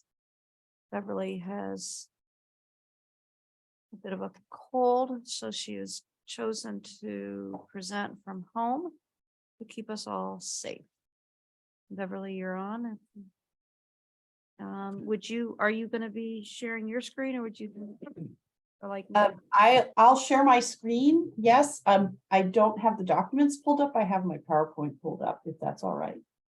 yeah, I have the documents and so, Okay. I assume we'd start with the. Yes, great. Well, good evening, Mayor Pro Tem and Mayor and members of the City Council. I'm Beverly Tucker Knight, Parks and Recreation Director for the City of Olivet, and I apologize I'm not there in person with you. This evening, I'm going to share my screen with you. with me one moment. Okay. There we go. See it. Can you see it now? We are seeing also the notes, and not the, Well, let's see if I can do a better job of that. How? How about now? Right. Okay, and here's the big question. If I advance it, do you see it? You see a new slide. You do see a new slide. Okay. yes, would you like excellent. to see the next slide?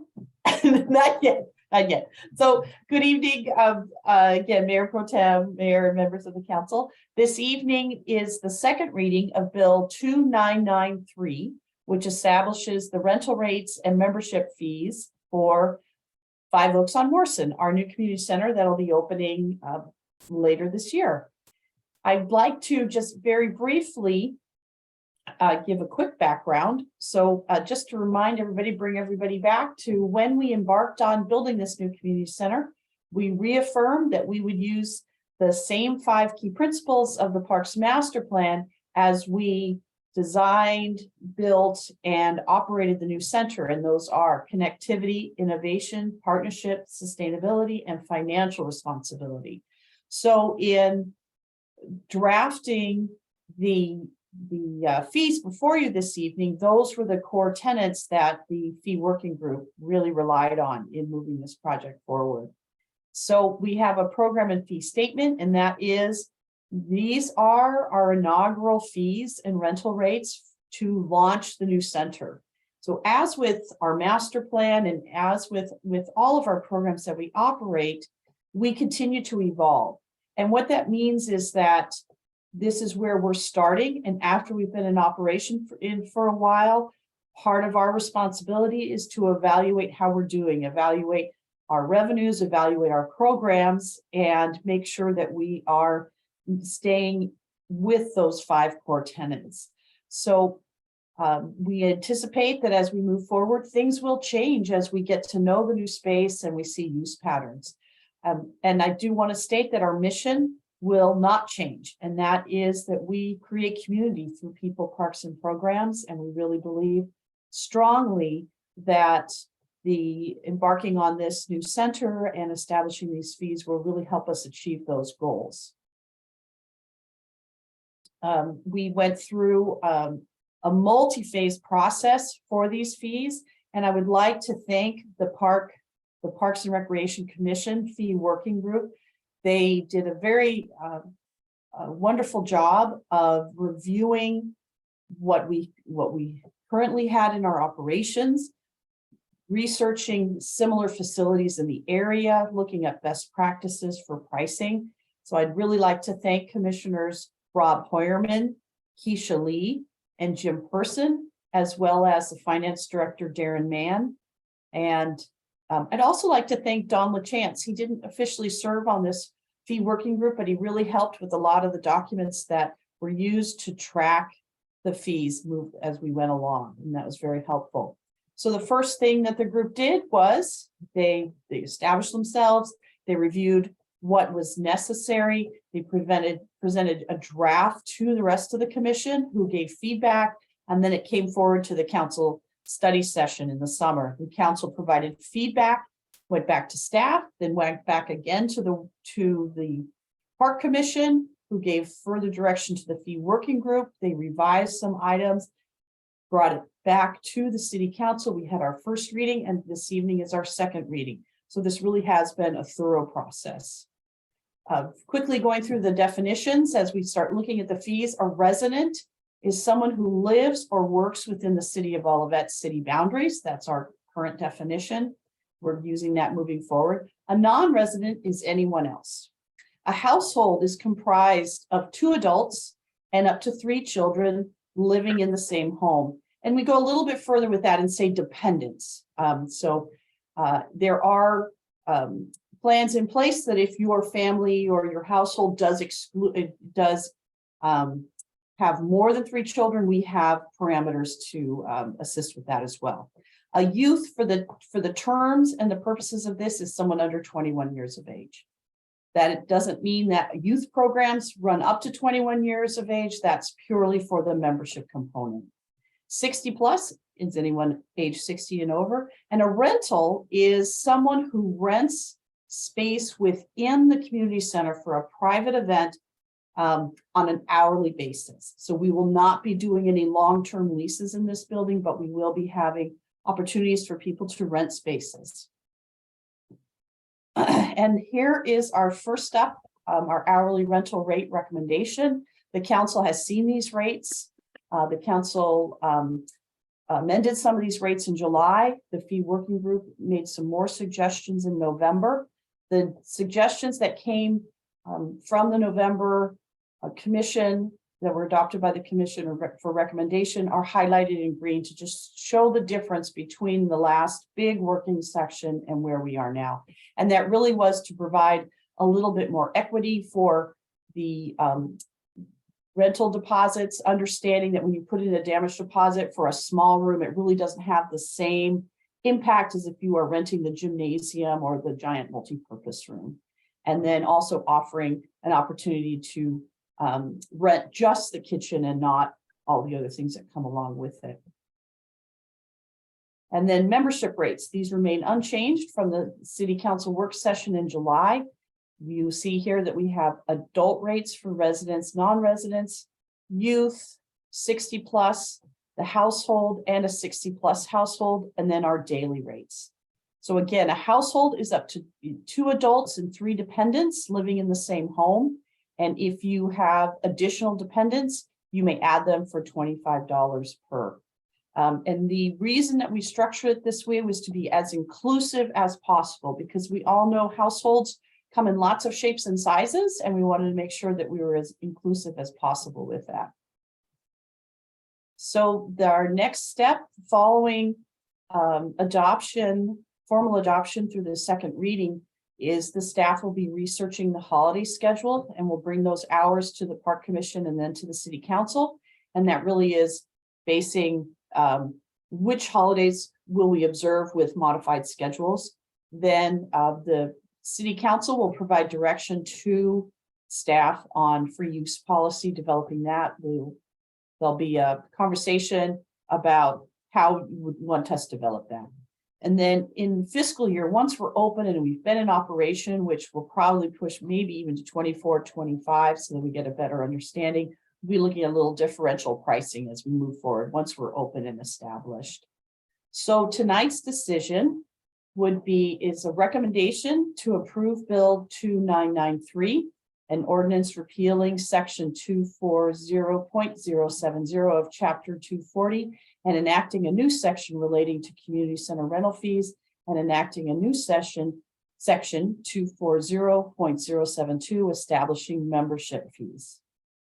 And that is the end of my PowerPoint. So I would be more than happy to answer questions and to bring the actual ordinance up to the screen if you have any, if you'd like any clarifying information.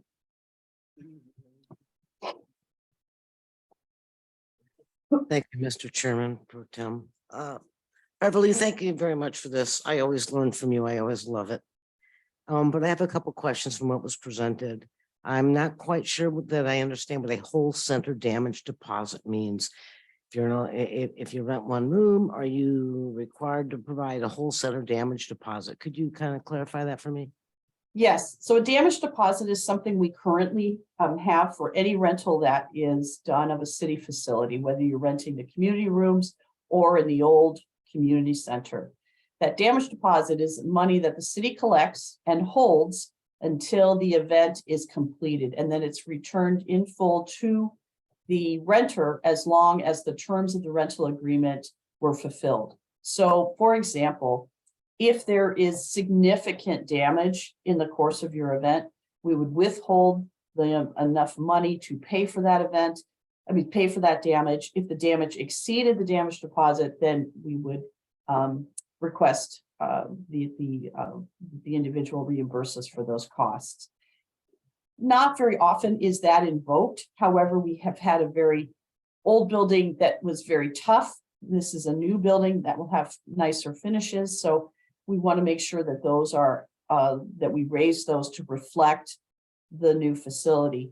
But more often, that damage deposit is actually used to cover overages in time.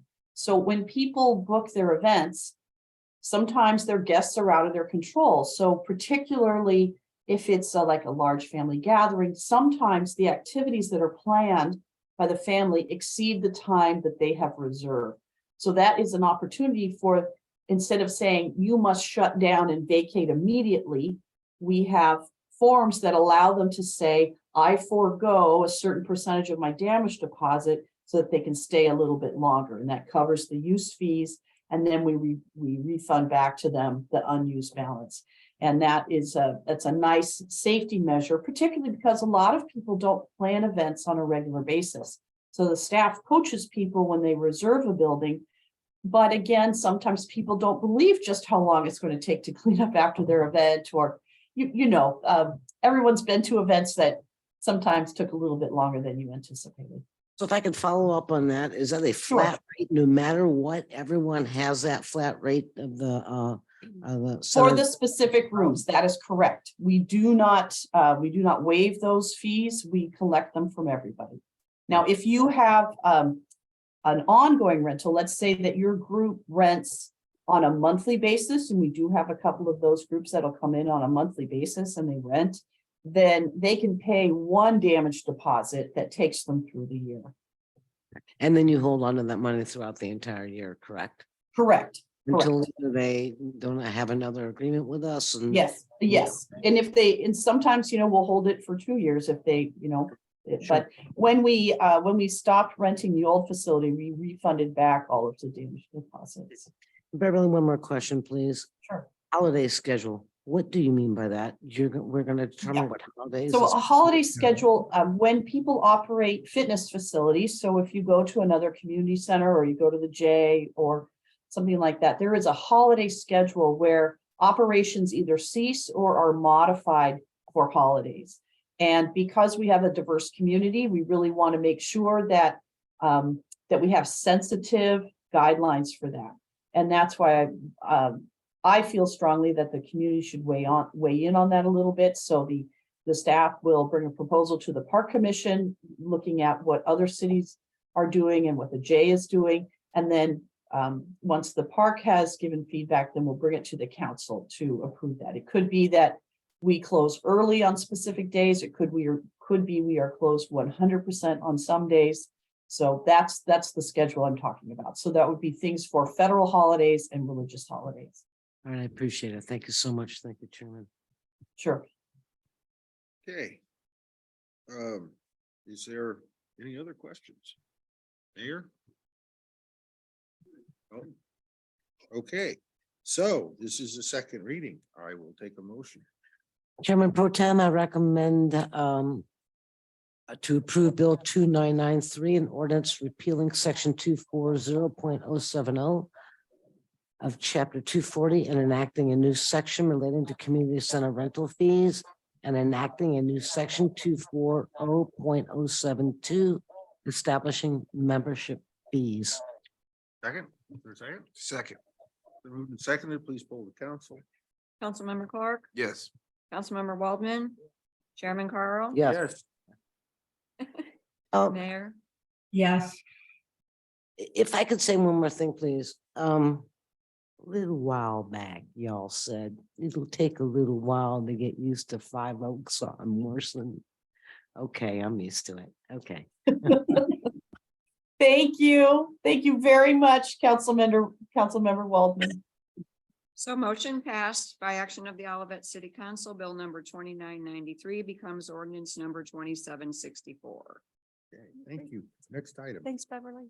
Thank Beverly. you. Good night, everyone. Good evening. Take care, feel better. Next item is bill number 2994, an ordinance amending ordinance number 2747 of the city of Olivet, Missouri, Mr. Mayor. by revising the city's fiscal year 2022-2023 budget. First reading. Okay, Mr. Mayor, I'm sure this would be you. Yeah, good evening again. My name is Darren Mann and I'm the finance director for the city. So a bit of housekeeping items and then some other kind of things that we're addressing while we're here. There's 4 parts to this. This is just the first reading. I'll go through the kind of the broadly and then we can talk about more if we have any questions. In a couple weeks, or I guess 3 weeks, we'll talk about it in February. But first part is one of the projects that was kind of approved through the budget process was for the council and in that legislative department for the diversity, equity and inclusion project. And as that was explored further, we needed to increase the cost of that to the 25,000.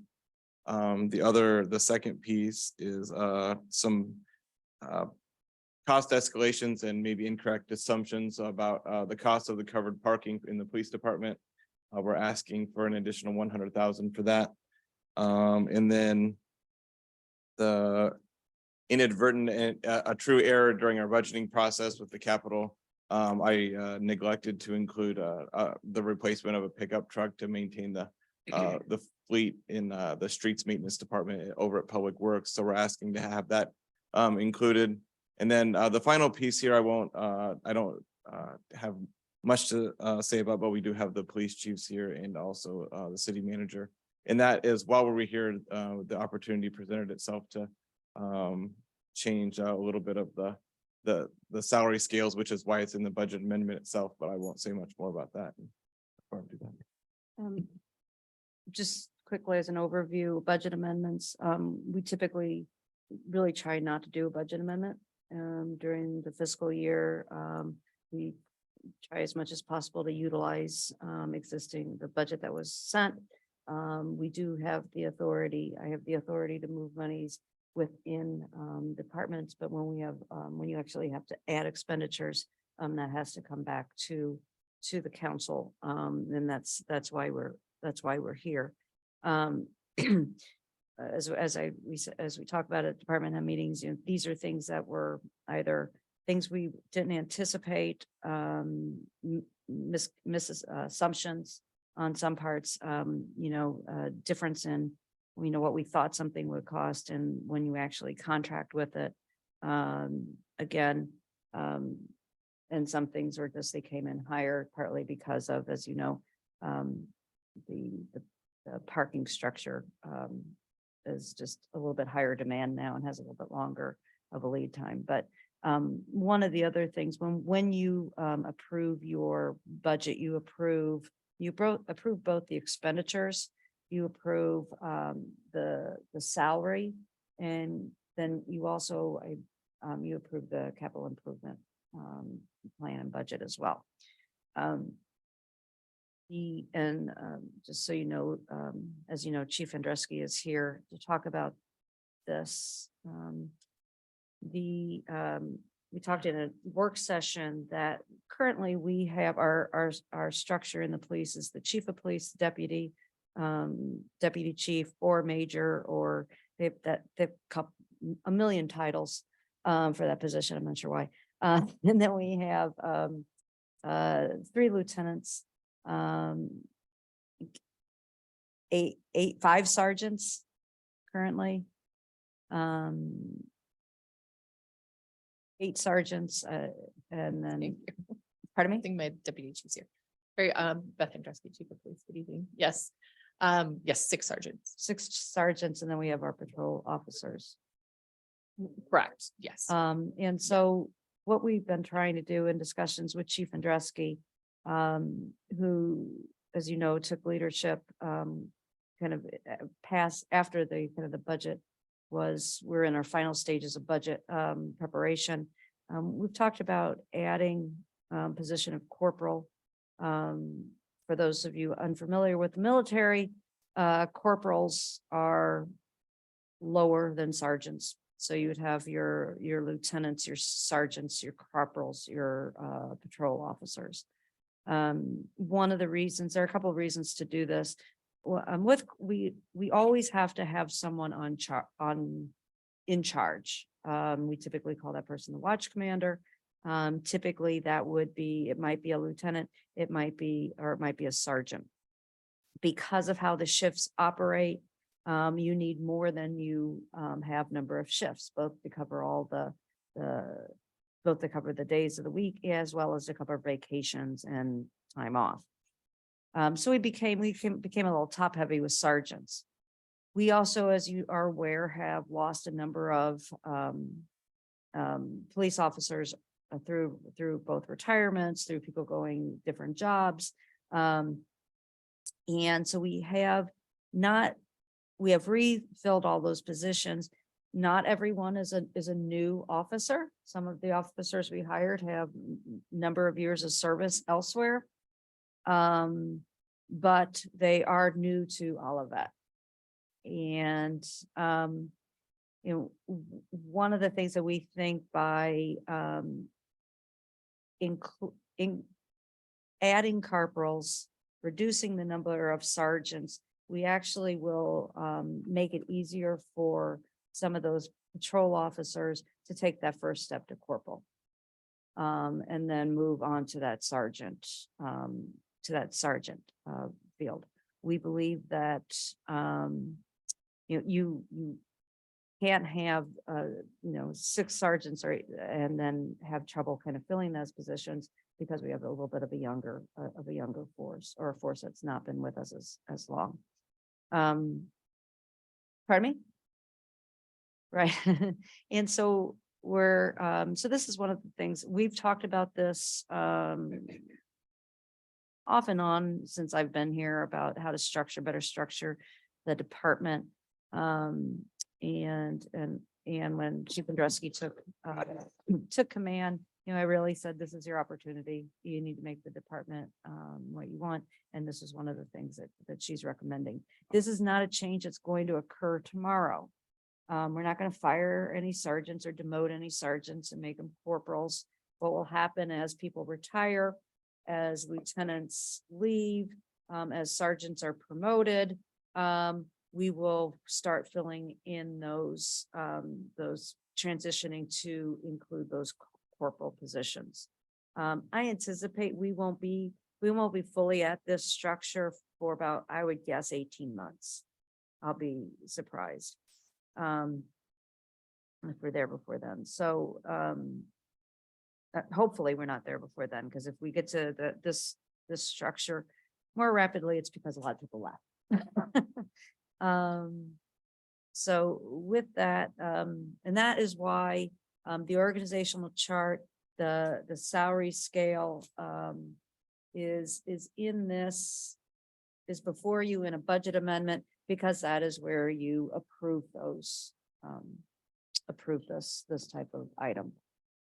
And again, it's a first reading. The reason I'm kind of going over it a little bit more is because, one, it's a little bit wonky of like, well, why are we doing this? Why is this keep being thrown in? And on Chief Andruski, I don't know if you have anything to add on the corporal position. I don't really, unless there's any questions. Like the city manager said, though, there's a few reasons for doing that. And again, as you can see from so just for the purposes of chain of command and who you're looking to for supervision and leadership, it makes kind of more sense to have the tree be a little bit more narrow versus wide. So again, of course, the reasons that the city manager listed. So questions I'm happy to answer. Okay, Councilperson Waldman. I do have one question, if you don't mind. Sure.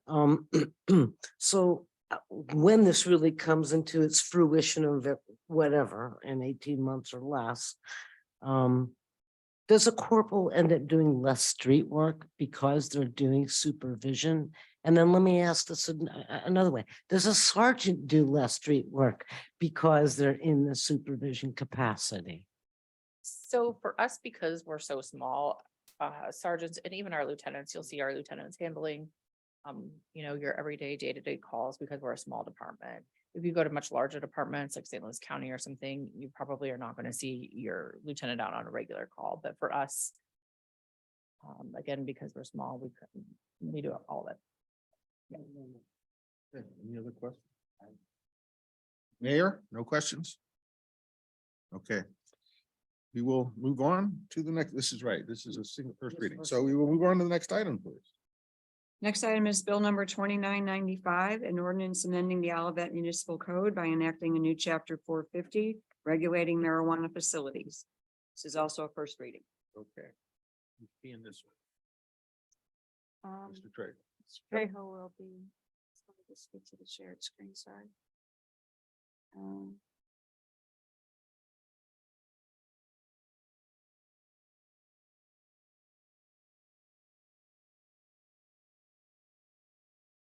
Go ahead and start. Chairman Pro Tem, my name is Carlos Trejo. I'm the Director of Planning and Community Development for the City of Olivet. And just introducing this text amendment to the council for a first reading. Of course, we'll have a public hearing and follow the process in regards to amendments to our land use code. Public hearing is scheduled for February 14, 2023. This amendment authorizes adult use recreational marijuana in the city's land use code, specifically through our chapter 450, which was recently created in November. It repeals the current chapter 450 entitled Medical Marijuana Facilities and replaces it in lieu with a new chapter 450 just titled Marijuana Facility. This addresses a recently adopted Amendment 3 and the changes from the state constitution for that process. I will note that this ordinance will maintain the distance requirements and residential buffers. The city had the choice of being able to reduce the distance requirements from churches, places of worship, daycare facilities, or schools, and chose not to do so. Of course, we can't exceed the 1,000 square feet that's called out by the amendment. And the city also imposed separately its own residential buffer of 750 feet for cultivation facilities, manufacturing, infusion, and those type of facilities, but does not apply that buffer to dispensaries in there. Summary of changes is again the new definitions that will be that were provided by the state. Amendment 3 also clarifies how the method of measurement is taking place, and that will be provided in the updated section of the ordinance, and it recodifies the organization of regulations pertaining to all facilities. Again, this is specifically because of the method of measurement. So now chapter 430 kind of goes into more specifics about the distance requirements and how measured. Again, this is specifically according to Amendment 3.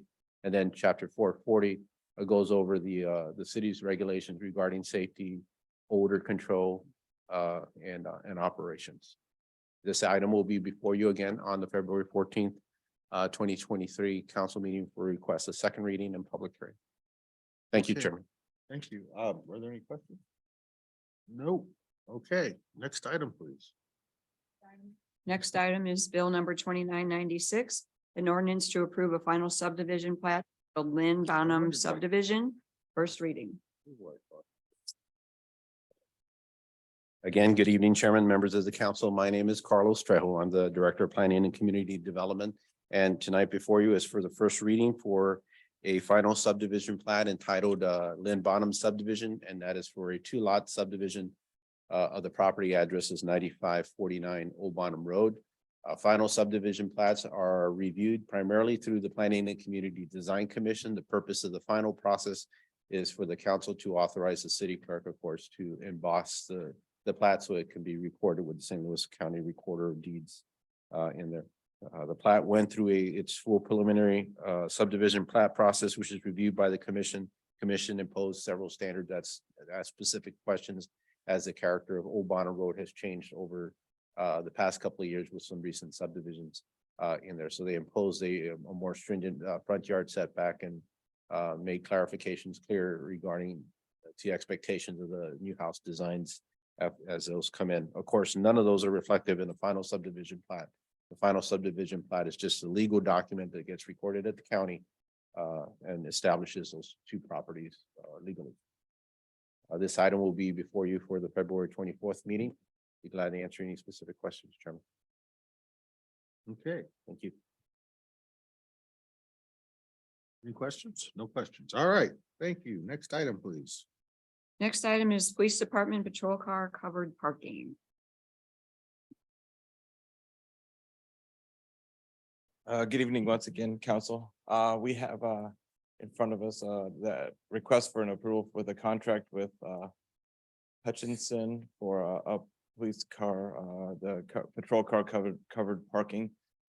We looked at this, this was on the listing of approved capital improvement, approved projects during that financial report. And so this is the first step in kind of completing this project, is getting this piece of it ordered. The timing of this is a little out of whack with that budget amendment, but this is the first piece in this. So if there's any kind of hesitation for that budget amendment, I think we would probably pull this out, but it seems we haven't heard anything maybe from that amendment itself. This would be the first piece, and then we would complete the rest of the pieces, approvals, and then those would come with contracts for those. This is just for the structure itself. And if you recognize this name, it's from the same manufacturer that created the Stacy Park Pavilion. So it's a good option. We're happy with how that turned out there. And all credit for sure. Navigate Building Solutions has assisted us with this, and they kind of came up with that this solution itself through lots of different options, and with some help with the police department, of course, and kind of needs where do you put those posts at? Where's the best place? How many? What kind of lighting do we need underneath? More than happy to answer any questions here. I want to kind of an interesting piece of this. The electrical piece is completed all internally through solar powered lights. They're not solar panels in what you'd think as in adding back into the grid, but it does not need its own power supply itself for the lighting underneath. So with that, I don't have anything else there. I'm more than happy to answer any questions. We do have the police chiefs here and the city manager too. Questions? Somebody else wants to go first. Sydney, do you have any questions? No, I have no questions. Maxine, do you have any questions? No, but I could not hear Missy. Okay. I have a question if you want me to go before. Please. It's a fairly simple one. I assume that we get enough charge to keep the lights on all night. Yes, that is. Oh, okay, because I've known some. Without, I don't know the details from an Okay, engineering standpoint, but yes, That's the only they are question. sold and specifically needed or used just for because for this it's a certain purpose. amount of, got to charge a Yeah, certain that's- amount, you're have a right. certain amount of Yeah. battery to make that happen, so. Check how long would the lighting last? All right, so my follow-up question is, what's the material of this product? What is it? The poles structure and- themselves are there's steel. I think there's going to be 3 of them, and then aluminum. It's like a ribbed aluminum is the roofing Poles are steel too? Mhm. And the poles that hold up the roofing are steel as well? And that will be what, bolted into the cement street that we They're- have already? peered down. It would be pared down. Yes. Yep. So if you go out there right now, you'll see little bricks in the bricks. They're gonna pull up those bricks, drill holes in the ground and put those steel posts in there. Okay. Mhm. Okay. And it's coming in 100,000 more than we thought? Yeah. It's really hard to get information on how much something would cost without studying it a little bit more Sure, extensively sure. there. Yeah, so you can see we have $200,000 budgeted. This is 239 just in itself. This includes the installation too. The same company. Yep, that's right. They install it. There is some work, the permitting side of that, the clearances. And then there's a couple other things. This again is just this piece of it. In order to get this done in this fiscal year, this kind of needed to happen a little bit quicker. The budget amendment, and a grand plan was supposed to be a couple weeks ago, and we're here today with. Where will this Yep. go? Where will this go? Sure. I would really like to have, if I didn't know if the police chiefs would be here, yes. Why do we need covered parking at all? I would like to have my parking covered too, but there's a little bit different needs.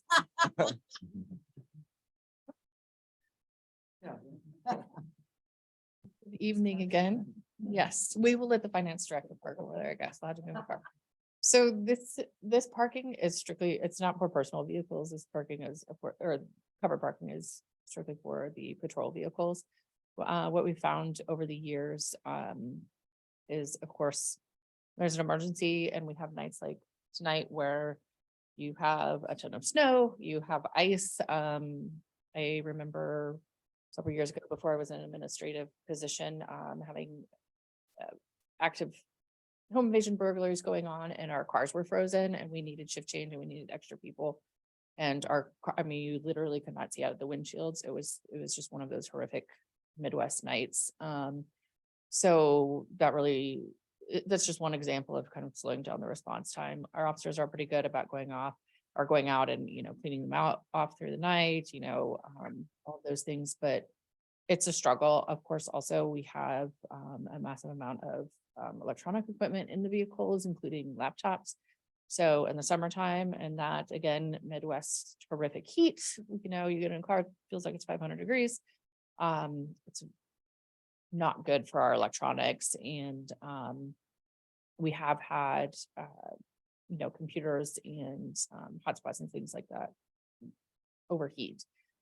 So just the cover alone is going to help. I mean, significantly yeah, with yeah, the other you conditions. clearly, validate for the audience or anyone who may listen to this, in the future, and back to us why it really is needed. I mean, I get it. I get it. Is any of this money going to come out of, is our fund called Prop P? Is that where the extra will come out of, is Prop P? Yes, it's all going to be. All right. All right, thank you so much. Yes, Thank you. absolutely. Thank you. Was this project put out to bid, or how did we decide who did it? Very good question. Yeah, this was acquired through it's a cooperative buying program called Sourcewell. There's several of them that we use throughout. The Sourcewell is how we bought the one at the Stacy Pavilion. Now cooperative buying in itself doesn't always mean kind of a best price, but they go through a process that's very similar to what we do and create specs for these things. Usually what it ends, and in this case for sure, we get about a 30% discount off the MSRP itself. Yes, it would be quite a bit more expensive for us to hire an engineer to kind of look through this and create specs enough to do the RFP. That is a consideration, that we always kind of go through. How are we going to acquire things? Yes, yep, that's a really good question. Actually, we did also go through the exercise of trying to do an estimate of what a stick built would be. To compare it, and there really wasn't any savings. It was probably not gonna look quite as nice as this at the end. So when we built this building, there was a discussion of an addition of a covered parking for the police at that point in time. It was probably over-engineered by the architects, and it came in, well, had we done it then, it was probably about the same, it was probably around the 300,000. And at that point, we were like, that's crazy. Who would spend that much money on something like this? Well, So we got a gate instead. yeah, so we got a gate and so, yeah, so this isn't a new discussion, a topic. We did look at different options of, where might you, how to get to the end result, which is covering the police cars so that the officers don't get wet.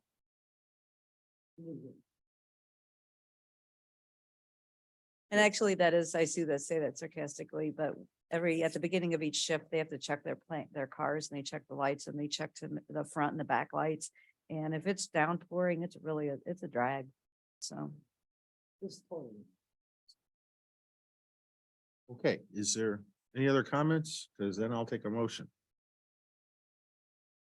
Not set up.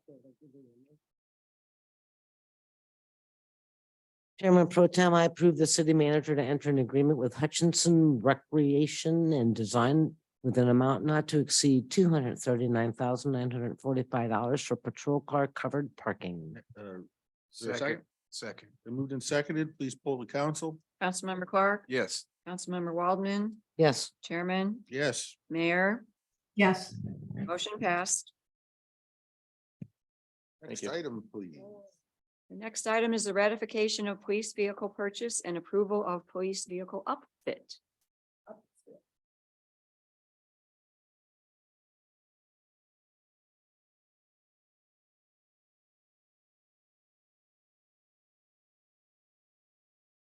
getting a lot of money tonight.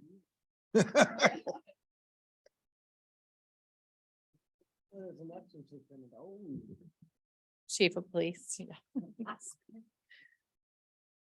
So as you have seen from the city manager's submission, seems to be the key theme of the discussions tonight, the cost of everything and the lack of supplies availability, and the cost of, again, seems like everything has gone up, and patrol cars are no different. We've seen a huge increase in the cost of patrol cars over the last year. So this agenda item is a request for ratification of purchase 2022 Dodge Charger at a price of $30,999 and one Dodge Durango at a price of $39,785. And from Landmark Dodge dealership in Independence, Missouri, and an agreement for the city manager to enter into agreement with VIP Public Safety for upfit of both of those vehicles to not exceed a cost of $23,000. Last month, there were 7 dealerships listed on as state vendors, which was pretty limited. Some of these dealerships also were not Dodge dealerships. One of them, I believe, was also out of state. So per the PQF from the state, per the Division of Purchasing through the state, the PQF was sent out to these dealerships. I only received responses back from 2 of those dealerships. One of those was the one Cameron County, which I believe is in Texas. As you can see, the original quotes from Cameron County were $46,500 and $39,500 for a 2023 Durango and a 2023 Dodge Charger. Those are for V8s, which our department only needs V6 engines. So of course there would have been a cost saving, but I never got an additional response back from that dealership. I did receive a quote from Landmark Dodge, which is in the Kansas City area, for the V6 2023 Durango at $39,785. And as well as a new 2022 Dodge Charger, which they should be in soon. They had available, another city basically didn't pick it up from last year. This is obviously a significant cost savings from the other quote that I received from Cameron County. And based on the above numbers and the lack of response from the other dealerships, purely Landmark Dodge is offering us pricing for the vehicles for patrol replacement. So the recommended action, motion to ratify the purchase of the 2022 Dodge Charger at $30,999 and the 2023 Dodge Durango at a price of $39,785. And this to authorize the city manager to enter into the agreement with public safety or VIP Public Safety for upfit. And that's for both of those vehicles not to exceed $23,000. Just if I can add just a couple of things. One is it is unusual for years we would use the state bid to get our vehicles, both our police and most of our other vehicles, not our specialty vehicles like ambulance or fire. But and what we would have is you'd have a set price. You'd have a dealership, you'd have a set price. And what happened is the state had problems getting set prices from the vendors. And so what they did is they decided, well, we will authorize. So instead of having this is the vendor, this is the exact type of vehicle you can get, and this is the price, we'll say this is the vendor, and you need to fill out a form and you get asked for a quote from this vendor, from this dealership, and then they'll give you the amount.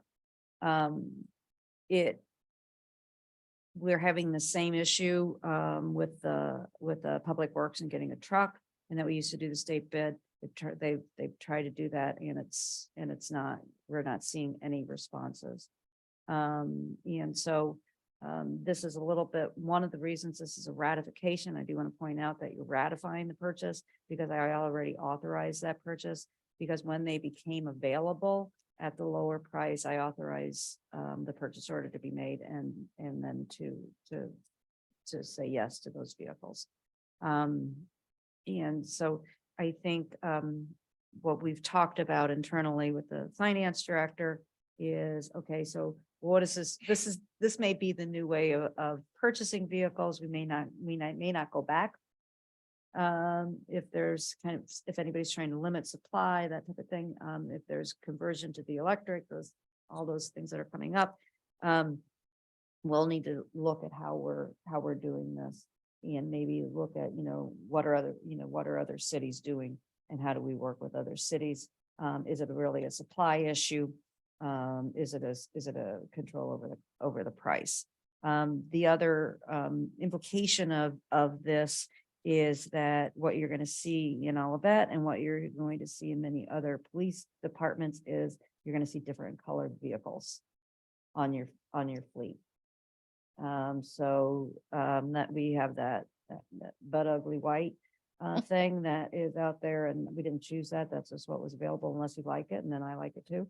And we have the gray, we have the black or the blue, depending on what you see. I don't even know what these colors are. And so that is unfortunate because I do like the uniformity of the vehicle. I think it's good for the residents to be able to easily identify a police vehicle as a police vehicle. But at the same time, we might be waiting longer if we're actually trying to say what color we want. And you see this in other departments. I see it in New City, you see it in Creve Coeur, but that's part of that. So I just wanted to add that and make sure you were aware that this was a ratification. So we're saving money by moving this forward now because the price that you got was different than what was originally thought and budgeted for when we passed the budget. Correct. So the prices on these two vehicles will definitely keep us under the budget amount, including the upfitting. But the cost savings, what we're guessing for this 22 that's brand new versus a 2023, when we would be able to find it, would be about $8,000. Okay. It was a guesstimate. So through my umpteen years, we've gone from Fords, Fords to Dodges to Chevys to back to Dodges. So, yeah, and some of that too is manufacturing. We did have, for instance, like Ford Tauruses in our fleet. They're no longer manufacturing those. The Dodge Charger for police packages, it's questionable that they're going to keep manufacturing those. So that's changed a lot over the years, which is unfortunate for us because if we have the same cars, then we can repurpose the emergency equipment. When you have a different model car, you can't put those same light bars on. You can't necessarily put that same equipment in. So it's not cost efficient, but based on what the, auto companies are doing, we're a little bit limited. So, and then of course, there's only so many products made for certain cars when it comes to upfitting. You can't just go get any car upfitted with police equipment. We've also, some of the folks that ride in the back seat, we've had issues literally with back seats have gotten a little smaller. And it was very difficult and unsafe for both the occupant and the officer to assist that person into the back of the vehicle. So we've changed some vehicles because of the size of the back seat. There are a lot of issues. The car is also the patrol officer's office. And so they have their phone, they have the laptop, they have their equipment on. And so, you also have to look at some of those things as well. Yes. Yes. I asked if this was the all-wheel drive, the SXT. The all-wheel drive. You know a lot about cars and trucks and. Okay, do you have any more questions? Otherwise, I'll take a motion. All right, I'd like to make a motion to ratify the purchase of the above 2022 Dodge Charger at a price of $30,999 and one 2023 Dodge Durango at the price of $39,785 from Landmark Dodge, and to authorize the city manager to enter into agreement with the Public Safety and Vehicle Upfit at the cost not to exceed $23,000. Second, We moved and seconded, poll the council.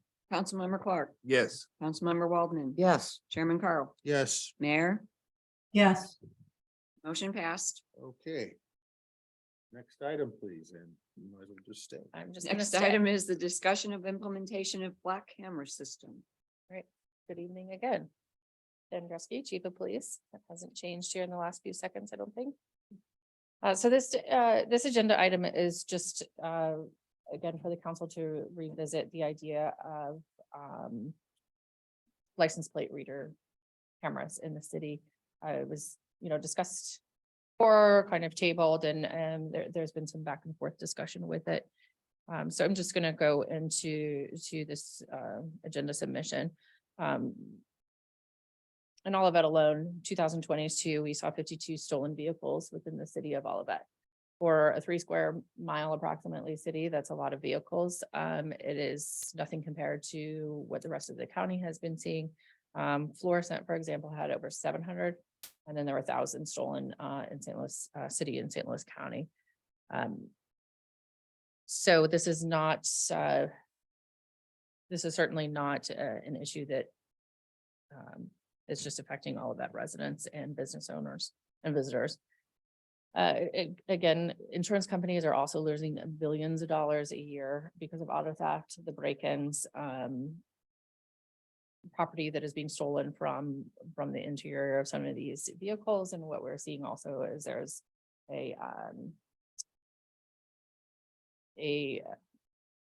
large portion of these suspects who are breaking into these vehicles are specifically looking for guns, and they're finding them, unfortunately, and that means more illegal guns by not great people that are out in our streets because of this problem. So again, I'm asking the council to consider this in addition to the vehicles who are being taken by the suspects, armed suspects, posing an increased risk to life and safety of members of the community.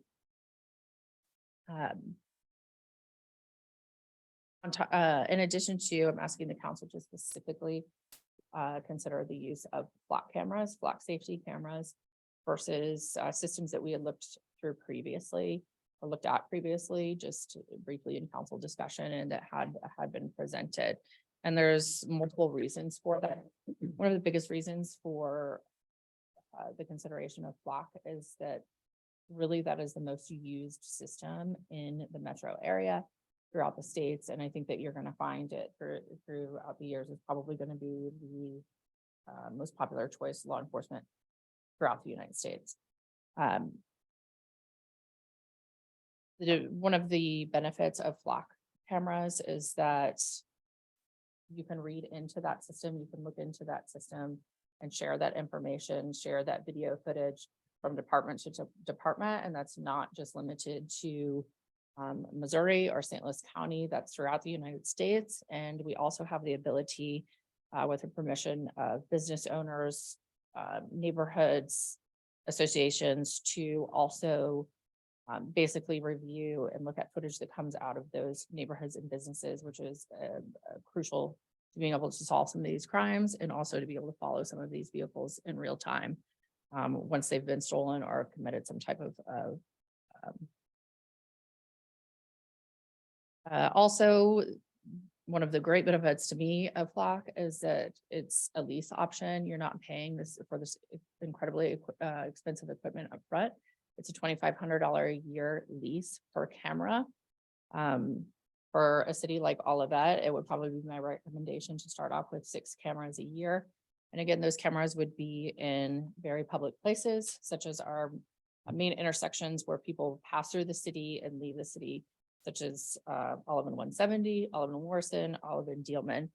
They're not intended to be used in residential areas, watching your neighbors go in and out of places. They're very subtle. I should have made a great PowerPoint like Carlos to show them to you, but I'm sure at this point you guys have all probably seen them at some point. They're subtle. They can be mounted on poles. Or they can be mounted on equipment like Ameren poles, MODOT poles that are already in existence. And again, with the $2,500 a year lease option, you're not, paying for that bulk purchase up front, and then also having to worry about the maintenance of the equipment over time, or a very expensive total replacement of that equipment.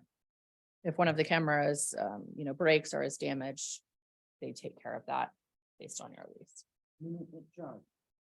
No. Okay. So, and again, arrests are being made every day. When you talk to some of our agencies, in the St. Louis County area, they're really getting tremendous reviews from their police departments as far as solving crimes, being able to pinpoint where crimes are happening, and really targeting this epidemic of carjackings, auto theft, and vehicles being broken into, which again is plaguing the entire metro area, including all of that right now. So recommended action would just be to continue the discussion and consideration of adding this technology to the city to assist the police department in deterring and solving crimes, especially those that are plaguing our city right now. That's it, unless there's any questions. Okay, so we have no particular action, but I guess the question I would have is, should we schedule this for a work session? Do we need a work session to talk about it? Is that what you had in mind, Barb? is No, what's not to move along? necessarily. What we did, there was the cameras were in, are in the capital improvement plan. We were looking at initially, under the prior chief, we were looking at a different system. Going back even further, they had talked about the flock cameras. Then they looked and they were looking at a more sophisticated camera system that had about a $200,000 price tag. We put that in the capital improvement budget, but it required a grant. We were requiring grant funds to make that work. And so really, I just want to make it clear that it's quite possible, if there's no concerns, we don't hear any real concerns from the council tonight on utilizing the flock system. I'm going to anticipate we're going to move forward with looking at that and then bringing it back under that capital improvement. I just didn't want you to think there was some bait and switch going on, and so that's why I wanted to come back before the council, before we brought it back as an actionable item. Okay. I'm in favor of that. Thank you. So I think I heard you say the money would come under the capital improvement, and this would not come under Prop P money. It would be Prop P, but what we do is we transfer from Prop P to the capital improvement, and then, so yes. Okay, so we're looking at 15 grand a year, based upon the description you asked of 6 cameras. Correct. And also with flock and the leasing option, it's let me make sure, but it's a 2-year, I believe it's a 2-year lease. Yeah, that's what I wanted to verify. Yes, a 2-year lease. So there is flexibility if we just, decide to maybe, with the new developments, we're going to need more at some point. Maybe it turns out that we don't actually need all 6 or something. There's flexibility in that leasing option. Okay. I support public safety. I support the safety of my police officers. Thank you. Any comment?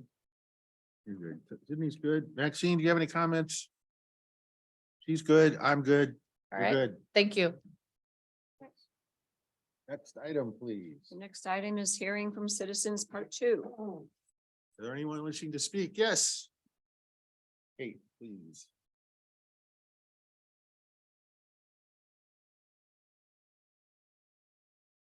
Kate Hellman, I live at 800 North Price.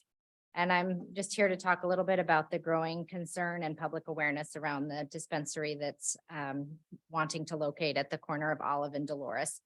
And my hope in offering comments tonight is just to express my desire that the city council and city staff will listen to resident concerns and work with us in a way that benefits our community as a whole. We have done this in the past, and so I'm hopeful that we can do this again. My main concerns are around the misleading statements that were made by Neil Miner and his company. And I would just want to caution the council, commission members, staff, and residents to closely examine these statements. Raphael Tomadson alluded to a particular one around real estate property value studies. The other thing that the company has stated is that there is support for their business in Olivet because 60% of Olivet voters supported Amendment 3. And it is true that approximately 60% of Olivet voters supported the amendment legalizing recreational marijuana. But this does not mean that 60% of voters support having a dispensary in Olivet. And as many of you already know, we don't even get to decide on whether we as Olivet citizens want to have a dispensary or want to ban dispensaries in Olivet because of restrictions placed by Amendment 3. We can't even vote on that until November of 2024. So without the evidence of an actual vote on whether Olivet citizens want or do not want a dispensary within Olivet, I would just caution against any statements that say that Olivet voters support having a dispensary in the community.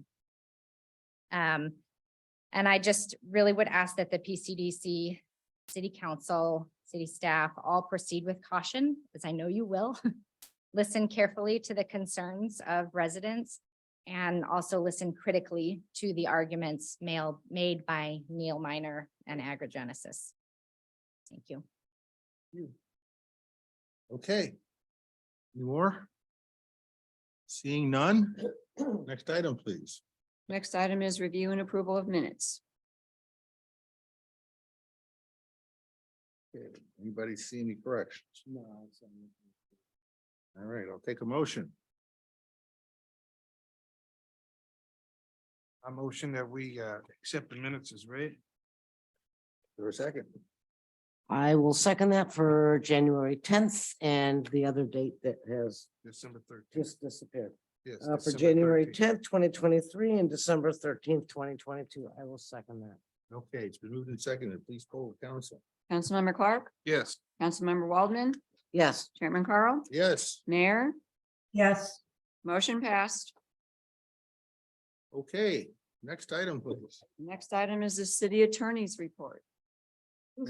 Mayor Pro Tem, I have no report, but the city manager would like a closed session to discuss, have a discussion about contract negotiations, negotiated contract matters.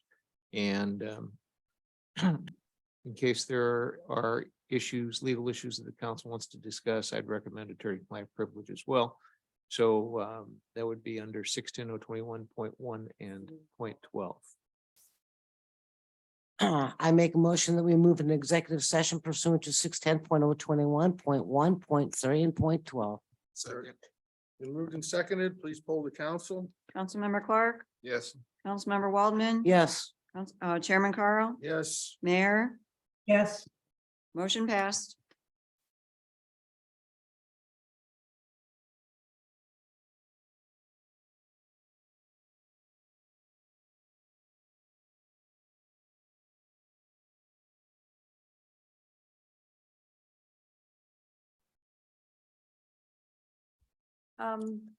As the council's aware, you discussed entering into an agreement with Stone Consulting to assist or to conduct the city manager's search for the city of Olivet. That contract is for a flat rate of $15,000. I would request that the council move to authorize the city manager to enter into an agreement with Stone Consulting to conduct the city manager's search for the city of Olivet in an amount not to exceed $15,000. been moved and seconded. So moved. Been moved and seconded. Please poll the council. Councilmember Clark, Yes. Councilmember Waldman. Yes. Chairman Carl, Yes, Mayor, Yes. motion passed. okay. I'd like to make a motion that we adjourn. Well, we don't have all done. Are we done? Yeah. Again, I'd like to make the motion to adjourn. Why was that? Need a second. I'm waiting for the second. After you're done recording, please leave it on for 1 minute so I can say something. Need a second? Somebody please say Second. Second. Okay, adjourned. Well,